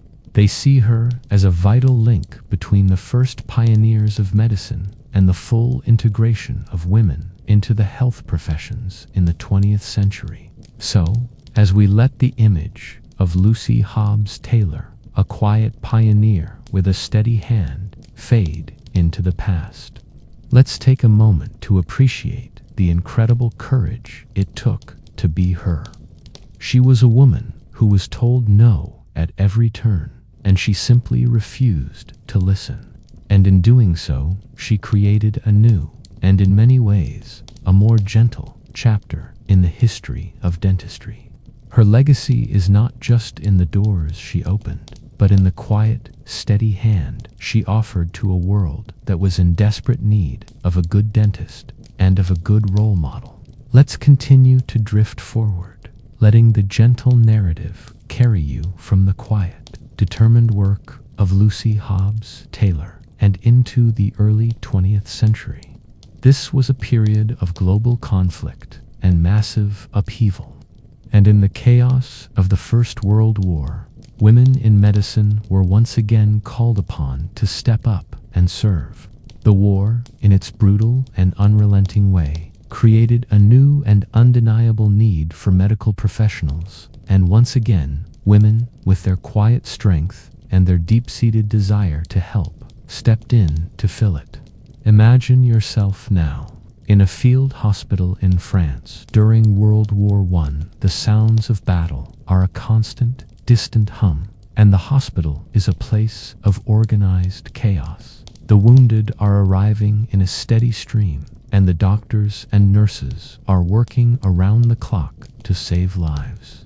And there, amidst the chaos, are women. They are not just nurses. They are surgeons. They are anesthetists. They are hospital administrators. The war, in its brutal and unrelenting way, had created a vacuum of medical professionals and women. With their quiet competence and their unwavering courage, stepped in to fill it. The story of the women who served in WWI is a quiet and often overlooked one. They were not given the same recognition as their male counterparts. They were not given the same ranks or the same pay, but they were there and they were saving lives. They were working in field hospitals, in evacuation hospitals, and in a variety of other medical settings. They were doing a job that, just a few years earlier, would have been considered an utter impossibility. A mainstream historical fact about this era is that many of these women were not officially part of the military. They were volunteers, or they were part of private medical organizations, and as such, they were often not given the same protections or benefits as the male soldiers. This was a very quiet, very subtle way of saying, "We need you, but we're not going to treat you as equals." It was a very frustrating, very lonely period, but they persevered. They were driven by a quiet, unwavering desire to help, and in doing so, they created a new, and in many ways, a more inclusive chapter in the history of medicine. A quirky tidbit about this time is that many of these women also played a crucial role in the development of new surgical techniques. The sheer number of wounded soldiers meant that they were often performing surgeries that were, for the time, very experimental. They were learning as they went, and they were sharing their knowledge with each other in a way that was very quiet, but also very revolutionary. They were a kind of a medical underground, a network of women who were quietly, but powerfully, changing the face of medicine. Historians still argue whether the war's impact on women in medicine was a temporary aberration or a permanent change. Some scholars believe that the gains women made during the war were largely forgotten once the fighting was over. They point to the fact that many of the women who served as doctors and surgeons were forced to go back to being nurses or simply to stop practicing once the male doctors returned from the front. Other scholars argue that the war created a new generation of female role models and proved in a very public and very undeniable way that women were just as capable as men in the medical field. The experience of the war, they argue, gave women a new sense of professional identity and purpose that could not be taken away. So, as we let the images of the First World War fade into the past, let's take a moment to appreciate the incredible courage and quiet strength of these women. They were working in a world of unimaginable horror, and they were doing it without the support of the medical establishment, and often without the support of society. They were driven by a quiet, unwavering desire to help, and in doing so, they created a new, and in many ways, a more inclusive chapter in the history of medicine. Their legacy is not just in the lives they saved, but in the doors they quietly, but firmly, held open for the women who would come after them. Let's continue to drift forward from the battlefields of World War I and into the roaring 20s. The war is over. A sense of normalcy is returning. And for women in medicine, the battle for equality is far from won. The temporary gains of the war are fading, and the old prejudices are returning with a quiet vengeance. Women are still struggling to get into medical schools, and they are still fighting for equal pay and equal recognition. The war may have proven their competence, but it had not, in a very quiet and insidious way, changed the system. Imagine yourself now, a female doctor in the 1920s. You've graduated from a women's medical college, and you've had a successful practice for several years. But you're making less money than your male counterparts, even though you have the same education and the same experience. You're not being invited to the same professional societies, and you're not being given the same opportunities for advancement.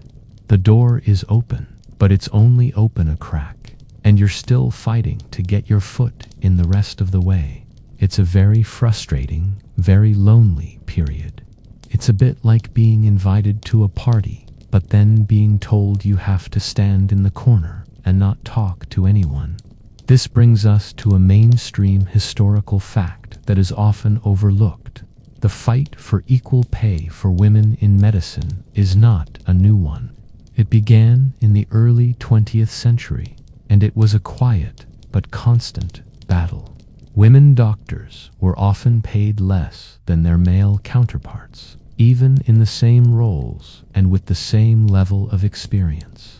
This was often justified by the argument that women were not the primary breadwinners for their families, and that their income was a secondary source. This was, of course, a very convenient and very sexist argument, and it was used to justify a system of professional inequality that lasted for decades. A quirky tidbit about this time is that many of the female doctors of this era also had to fight for a place in their communities. The idea of a female doctor was still so unusual that they were often seen as oddities or eccentrics. They had to work twice as hard to gain the trust of their patients, and they had to be constantly on guard against the subtle and not so subtle prejudices of their communities. They were often the subject of gossip and ridicule, and they had to have an incredible amount of quiet courage to just get through the day. This leads us to a significant scholarly debate. Historians still argue about the effectiveness of the early feminist movements in fighting for equal pay and equal rights for women in medicine. Some scholars believe that the focus on suffrage and other political issues meant that the fight for professional equality was often put on the back burner. They point to the fact that it would take another half a century for women in medicine to achieve anything close to pay parity. Other scholars, however, argue that the early feminist movements, while not always successful, were a vital first step. They see the quiet, constant pressure that these women were putting on the system as the foundation for the more organized, and more successful movements that would come later. So, as we let the images of the Roaring Twenties fade into the past, let's take a moment to appreciate the quiet strength and determination of the female doctors of this time. They were fighting a battle on two fronts, one against the systemic inequalities of the medical profession and one against the subtle prejudices of their communities. And in doing so, they were not only fighting for their own right to be doctors, but they were also fighting for the very concept of professional equality. Their legacy is not just in the doors they opened, but in the quiet, steady hand they offered to a world that was in desperate need of a new, and in many ways, a more just way of doing things. Let's continue to ease into our quiet, sleepy journey, floating forward from the Roaring Twenties and into a pivotal, and in many ways, an infuriating period in the history of American medicine. The year is 1910, and a man named Abraham Flexner has just published a report that would completely and utterly transform medical education in the United States. It was a moment of progress, but it was also a moment that had a profound and in many ways a very negative impact on women in medicine. Imagine yourself now, a young woman in the early 20th century with a dream of being a doctor. You've heard about the Flexner Report, and you know that it's a big deal. The report, which was commissioned by the Carnegie Foundation, was a damning indictment of the state of medical education in the country. It found that many of the medical schools were little more than diploma mills, with poor facilities, unqualified faculty, and a curriculum that was a generation behind the times. The report called for a complete overhaul of the system, with a focus on science, research, and a standardized curriculum. It was a very necessary, very important reform, but it had a very quiet and very devastating side effect for women. A mainstream historical fact about the Flexner Report is that it led to the closure of many of the country's medical schools. Of the 155 medical schools that existed in 1910, only 31 remained by 1935. The schools that were targeted for closure were often the smaller, less established institutions, and this included many of the women's medical colleges. The report's recommendations, while noble in their intent, had a very practical and very unfair consequence. The schools that had been a haven for women, the places that had been a vital, and for a time the only path forward, were suddenly gone. It was a bit like finally finding a map to a hidden treasure, only to find that the treasure has already been buried under a highway. A quirky tidbit about this time is that the report also recommended that medical schools be affiliated with universities, and that the curriculum be based on a foundation of science and laboratory work. This was a very expensive proposition, and many of the women's medical colleges simply didn't have the resources to make the change. They were often underfunded and under-resourced, and they just couldn't compete with the larger, more established and male-dominated universities. The report, in a very quiet and bureaucratic way, was effectively closing the door on a generation of female doctors. It was a new and improved form of old-fashioned prejudice with a scientific and academic veneer. This leads us to a significant scholarly debate. Historians still argue whether the Flexner Report was deliberately designed to harm women in medicine. Some scholars believe that it was an unintended consequence, a result of a well-intentioned reform that just happened to have a disproportionately negative impact on women. They point to the fact that the report's author, Abraham Flexner, was not known to be a misogynist, and that he was genuinely trying to improve the quality of medical education for everyone. Other scholars, however, argue that it was a very convenient coincidence. They see the report as a way for the male medical establishment to consolidate its power and to get rid of its competition, and that the women's medical colleges were an easy and an obvious target. They argue that the report, while framed as a scientific reform, was, in reality, a very effective way of pushing women out of the profession. So, as we let the image of the Flexner Report fade into the past, let's take a moment to appreciate the quiet strength and resilience of the women who were caught up in its wake.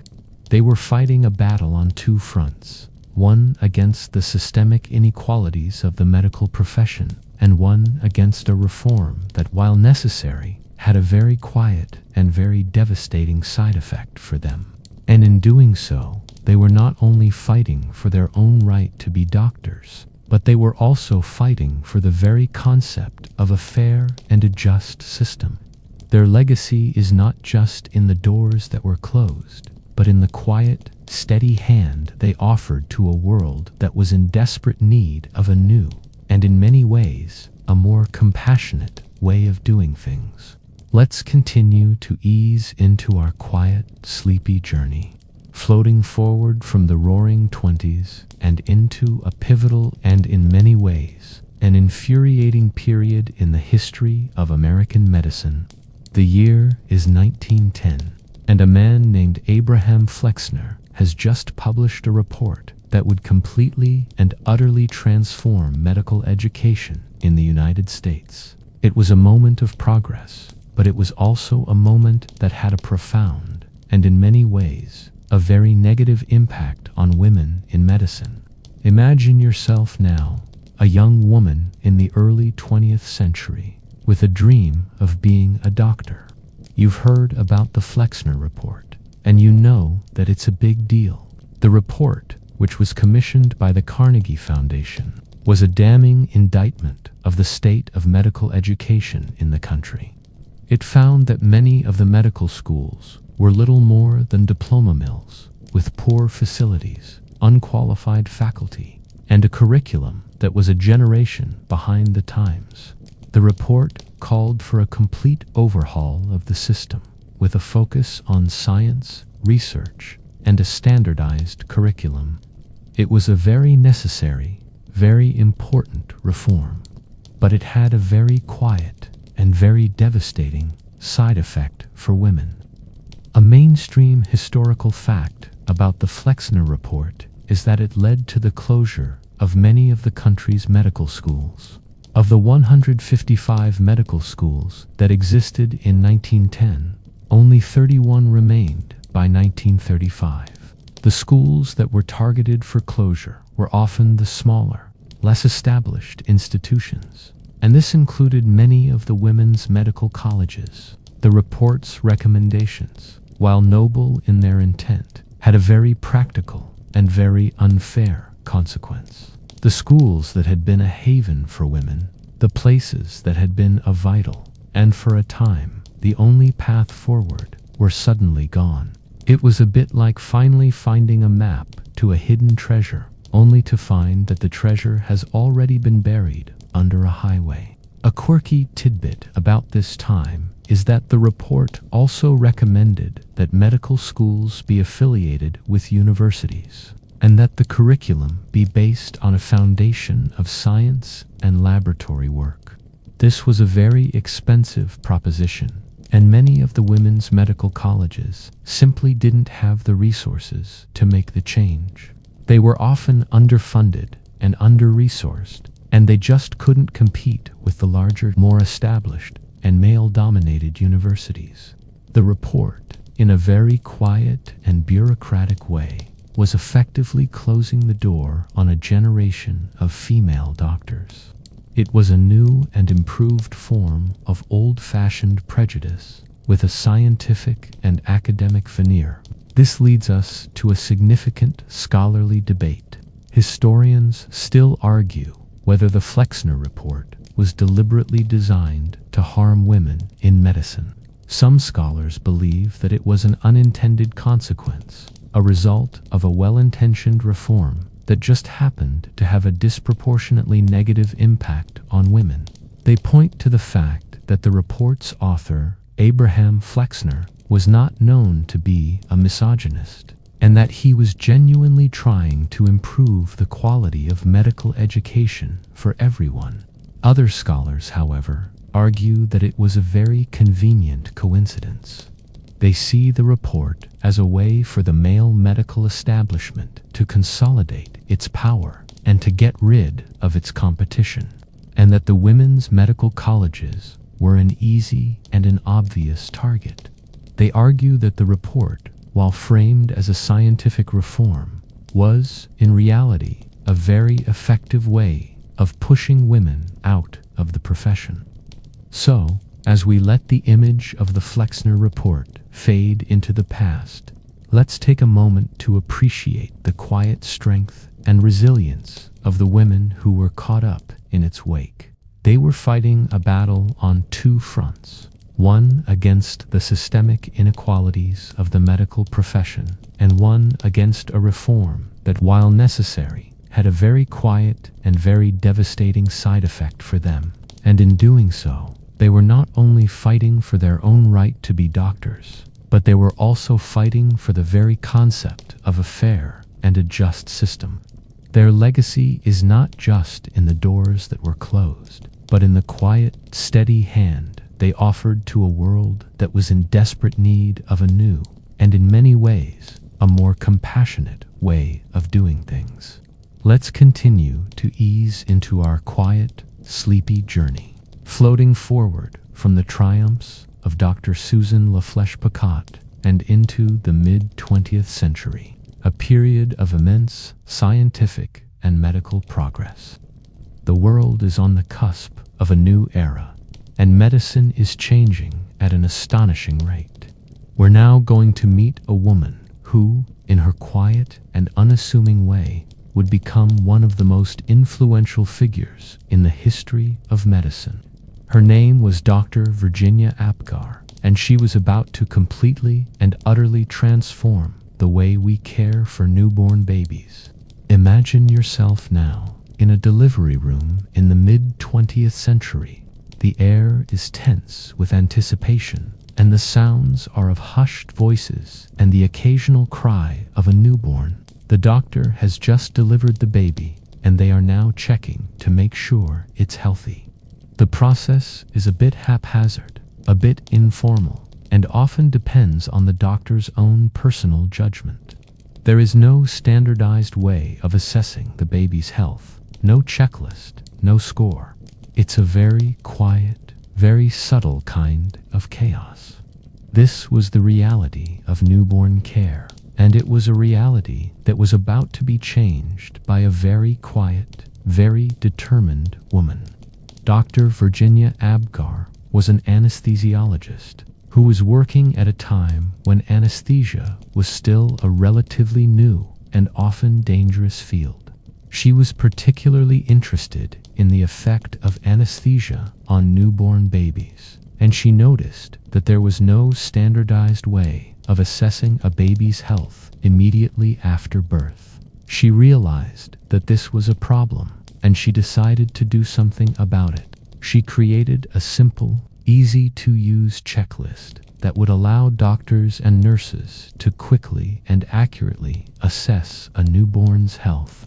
The checklist was based on 5 simple criteria: appearance, pulse, grimace, activity, and respiration.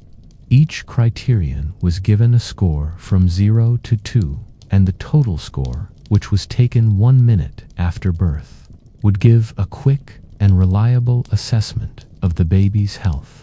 It was a very quiet, very revolutionary idea.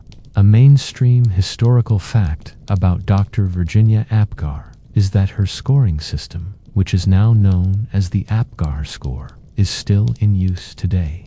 It is a universal standard for assessing newborn health, and it has saved countless lives. It is a simple, elegant, and incredibly effective tool that has become an indispensable part of newborn care. It is a testament to the power of a simple, good idea and to the quiet determination of the woman who created it. A quirky tidbit about her is that she was also a passionate musician and a world traveler. She was a woman who had a deep love for life, and she was known for her quiet sense of humor and her gentle, compassionate approach to her patients. She was a woman who was not just a doctor, she was a humanist, and she understood that the best way to heal was to not only care for the body, but also to care for the soul. She was a quiet revolutionary, a woman who understood that the best way to help was to be a good human being, and to do your job with quiet competence and with a deep sense of compassion. Historians still argue about the ultimate legacy of Dr. Virginia Apgar. Some scholars believe that her story is a unique one, a kind of a perfect storm of quiet brilliance and a receptive environment. They point to the fact that she was a woman who was able to succeed in a male-dominated field, and that her scoring system was so simple and so effective that it was adopted by the medical establishment without a fight. Other scholars, however, argue that her story is a perfect example of how one person, with enough quiet courage and enough quiet brilliance, can change the world. They see her as a vital link between the first pioneers of medicine and the full integration of women into the health professions in the 20th century.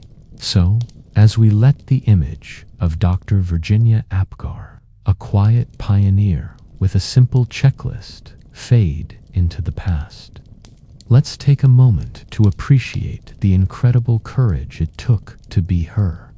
She was a woman who was fighting for her own right to be a doctor, and she was fighting for the health and the survival of newborn babies. And in doing so, she created a new, and in many ways, a more compassionate chapter in the history of medicine. Her legacy is not just in the doors she opened, but in the quiet, steady hand she offered to a world that was in desperate need of a new, and in many ways, a more just way of doing things. Let's continue to drift forward from the quiet triumph of Dr. Virginia Apgar and into the latter half of the 20th century. The doors of the medical schools are slowly, grudgingly, beginning to open to women. The old prejudices are still there, but they are no longer the ironclad law of the land. But for the women who were entering the profession, the fight for equality was far from over. They had won the right to be a doctor, but they were still fighting for the right to be an equal doctor.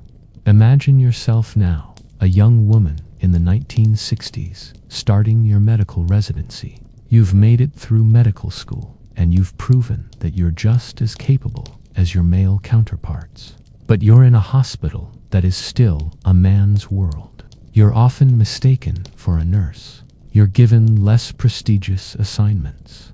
You're asked about your plans for marriage and children in a way that your male colleagues are not. The subtle and not so subtle biases are still very much a part of your daily life. It's a very quiet, very frustrating struggle. This brings us to a mainstream historical fact that is often overlooked. The fight for women in medicine in the 20th century was not just about getting into medical school. It was about getting a fair shake once you were in. It was about fighting for equal opportunities, equal pay, and equal respect. It was about fighting against the subtle and often unconscious biases that were a part of the medical establishment. It was a battle that was fought in quiet hospital hallways, in hushed residency meetings, and in the quiet conversations between female colleagues. It was a very long, very difficult, and very necessary fight. A quirky tidbit about this time is that many of the women who were in medicine also had to fight against the popular culture of the day. The image of a doctor in movies and on television was almost always a man. The idea of a female doctor was still so unusual that it was often played for a joke or was a source of drama. This created a kind of a vicious cycle. The lack of female role models in the media made it harder for women to be taken seriously as doctors in the real world. It was a very quiet, very subtle kind of a pressure, and it was one that they had to fight against every single day. This leads us to a significant scholarly debate. Historians still argue whether the slow progress of equality for women in medicine in the 20th century was due to a lack of talent or a lack of opportunity. Some scholars believe that the progress was slow because there were simply not enough women who were interested in or qualified for the profession. They point to the fact that the number of female doctors was still very low for a long time. Other scholars, however, argued that the progress was slow because of the systemic barriers that were still in place. They see the lack of opportunity, the subtle biases, and the lack of female role models as the primary reasons for the slow pace of change. They argue that the talent was always there. It was the opportunities that were not.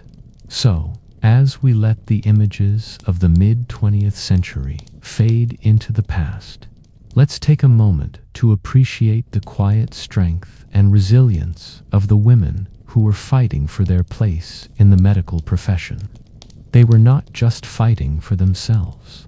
They were fighting for the generations of women who would come after them.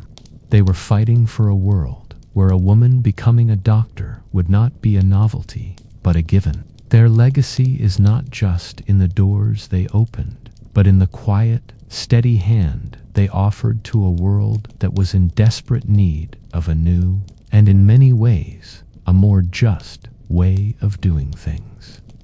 Let's continue to ease into our quiet, sleepy journey, floating forward from the subtle struggles of the mid-20th century and into the story of a medical breakthrough that was born out of one woman's quiet. We've already met Dr. Virginia Apgar and her groundbreaking work in neonatology, but let's take a closer look at the creation of the Apgar score and its lasting legacy. Imagine yourself now in a delivery room in the mid-20th century, the air filled with the quiet tension of a new life coming into the world. You're an anesthesiologist, and you're keenly aware of the fact that the health of the newborn baby is often a matter of a doctor's personal judgment. There is no standard, no score, no way of knowing if the baby is truly okay. It's a system that, while well-intentioned, is prone to human error and bias. This was Dr. Virginia Apgar's reality, and she was about to change it in a very simple, very elegant way. She realized that the best way to assess a baby's health was to create a checklist of 5 simple criteria: appearance, pulse, grimace, activity, and respiration. She chose these 5 criteria because they were easy to observe, and they were a quick, reliable indicator of a baby's overall health. She then created a scoring system where each criterion was given a score from 0 to 2, and the total score, which was taken 1 minute after birth, would give a quick and reliable assessment of the baby's health. It was a very quiet, very revolutionary idea. It took the guesswork out of newborn care and replaced it with a simple, objective, and reproducible standard. A mainstream historical fact about the Apgar score is that it was not immediately accepted by the medical establishment. It was seen by some as too simple, too unsophisticated for a profession that was becoming increasingly specialized and complex. But it was also so obviously effective and so easy to use that it slowly, and then very quickly, became the standard of care for newborn babies. It was a testament to the power of a good idea and to the quiet determination of the woman who created it. A quirky tidbit about her is that she was also a passionate advocate for public health and for the education of women in medicine. She understood that her score was just a tool, and that the real work of saving lives was done by the doctors and nurses who were using it. She would often lecture to women's groups and to medical students about the importance of her score. But she would always do so with a quiet sense of humility and with a deep sense of compassion. She was a woman who was not just a doctor. She was a teacher, and she understood that the best way to heal was to empower others to do the same. Historians still argue about the ultimate legacy of Dr. Virginia Apgar. Some scholars believe that her story is a unique one, a kind of a perfect storm of quiet brilliance and a receptive environment. They point to the fact that her scoring system was so simple and so effective that it was adopted by the medical establishment without a fight. Others, however, argue that her story is a perfect example of how one person with enough quiet courage and enough quiet brilliance can change the world. They see her as a vital link between the first pioneers of medicine and the full integration of women into the health professions.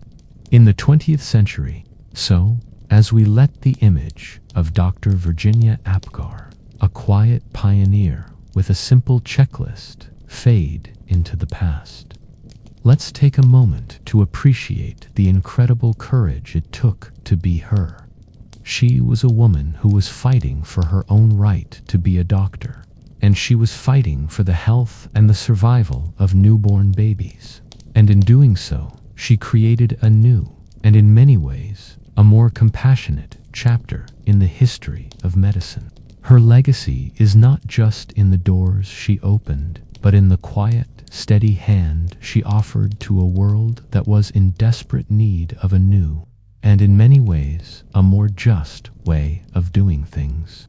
Let's continue to drift forward from the quiet triumph of Dr. Virginia Apgar and into a period of slow but steady progress. The latter half of the 20th century saw the beginnings of a new era for women in medicine, one where the old prejudices were slowly but surely beginning to give way to a new reality. The doors of the medical schools were no longer locked, and the number of women who were entering the profession was steadily increasing. But for the women who were pioneering this new era, the fight for equality was far from over. Imagine yourself now, a young woman in the 1970s, starting your medical school journey. The number of female students in your class is still a minority, but it's a growing one. You're not a curiosity or a joke. You're a serious student, and you're being treated as such. But the medical school is still a man's world. The textbooks are written by men, the professors are mostly men, and the curriculum is still based on a male model of medicine. The subtle and not so subtle biases are still very much a part of your daily life. It's a very quiet, very frustrating struggle. It's a bit like finally getting a seat at the table, but then realizing that the conversation is still all about the men. This brings us to a mainstream historical fact that is often overlooked. The fight for women in medicine in the latter half of the 20th century was not just about getting into medical school. It was about getting a fair shake once you were in. It was about fighting for a curriculum that was more inclusive, a faculty that was more diverse, and a culture that was more welcoming. It was a battle that was fought in quiet study groups, in hushed conversations with female mentors, and in the quiet but powerful act of simply showing up every day and doing your job. It was a very long, very difficult, and very necessary fight. A quirky tidbit about this time is that many of the female doctors of this era also had to fight against the popular notion that women were not capable of being surgeons or of being in other male-dominated specialties. They were often steered towards female-friendly specialties like pediatrics or obstetrics, and they had to fight to be taken seriously in the more traditionally male fields. This was a kind of a subtle and often unconscious form of professional segregation, and it was one that they had to fight against every single day. They had to prove not only that they were capable of being a doctor, but that they were capable of being a good surgeon, and they were doing it with a quiet but unwavering determination. This leads us to a significant scholarly debate. Historians still argue whether the slow progress of equality for women in medicine in the latter half of the 20th century was due to a lack of talent or a lack of opportunity. Some scholars believe that the progress was slow because there were simply not enough women who were interested in or qualified for the profession. They point to the fact that the number of female doctors was still very low for a long time. Other scholars, however, argued that the progress was slow because of the systemic barriers that were still in place. They see the lack of opportunity, the subtle biases, and the lack of female role models as the primary reasons for the slow pace of change. They argue that the talent was always there. It was the opportunities that were not. So, as we let the images of the mid-20th century fade into the past, let's take a moment to appreciate the quiet strength and resilience of the women who were fighting for their place in the medical profession. They were not just fighting for themselves. They were fighting for the generations of women who would come after them. They were fighting for a world where a woman becoming a doctor would not be a novelty, but a given. Their legacy is not just in the doors they opened, but in the quiet, steady hand they offered to a world that was in desperate need of a new, and in many ways, a more just way of doing things. Let's continue to drift forward from the quiet struggles of the 20th century and into our final chapter, a look at the modern female physician. We've come a very long way from the ancient world of Agnodice, from the gaslit parlors of the Victorians, and from the quiet resilience of the first pioneers. The world of medicine has changed completely, and the role of women within it has changed just as dramatically. We're now in a time where women are not just allowed to be doctors. They are a vital and indispensable part of the profession. Imagine yourself now, a young woman starting your medical residency today. The world you're entering is one where over half of the medical students are women. The doctors who are teaching you are a mix of men and women. The culture of medicine, while still having some of the old prejudices, is a far more inclusive and a far more welcoming place. The struggles of the past are still a part of the conversation, but they are no longer the central, defining feature of your experience. You are a doctor, and that's that. This brings us to a mainstream historical fact that is often overlooked. The quiet but persistent struggle of the women who came before you has resulted in a quiet but profound revolution. Today, women are not just a part of medicine. They are leading it. They are department chairs. They are hospital CEOs. And they are pioneers in every field, from surgery to public health. The doors that were once locked are now wide open, and the women who are walking through them are doing so with a quiet sense of confidence and with a deep sense of purpose. A quirky tidbit about this time is that many of the skills that were once seen as unladylike are now seen as a vital part of a good doctor's toolkit. The ability to listen, to empathize, and to take a holistic view of the patient. Skills that were once associated with the midwives and the unlicensed healers are now at the heart of modern, compassionate medicine. The quiet, gentle approach to healing that we saw in the very beginning of our story is now at the very center of it. It's a very quiet, very satisfying kind of a full-circle moment. This leads us to a significant scholarly debate.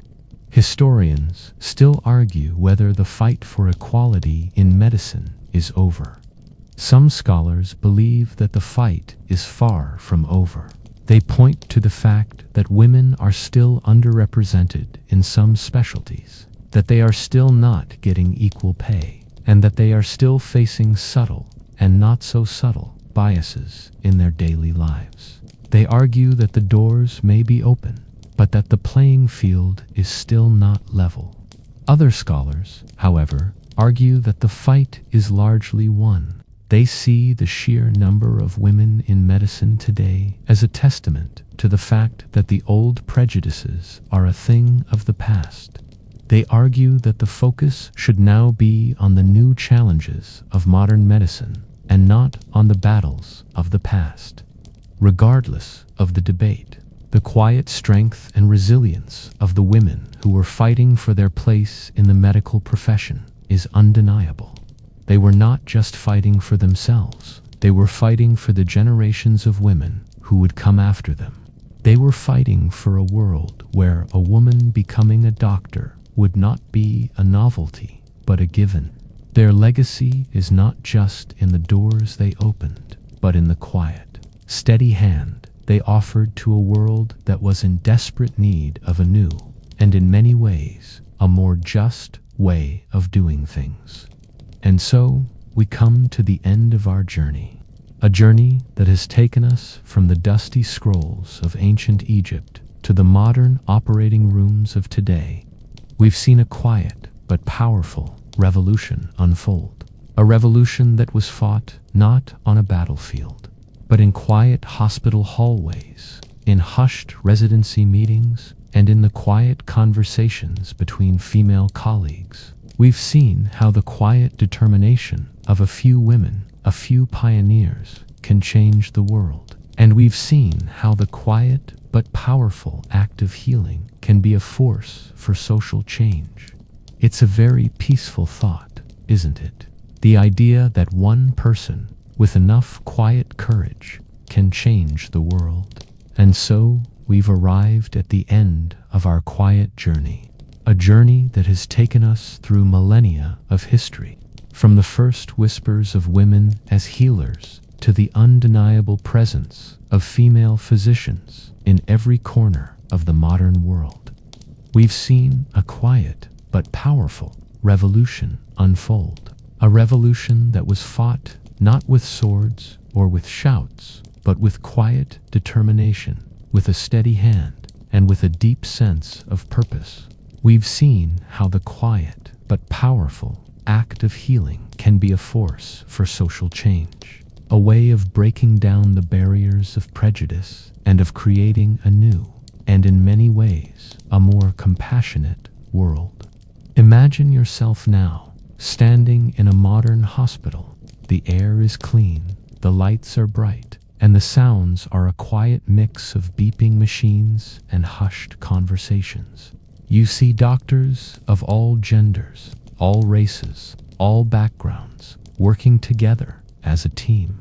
You see women in every role, from the surgeons in the operating room to the researchers in the lab to the administrators in the corner office. The struggles of the past are a part of the history of this place, but they are no longer the central, defining feature of its reality. The quiet but persistent struggle of the women who came before has resulted in a quiet but profound revolution. This brings us to a mainstream historical fact that is often overlooked.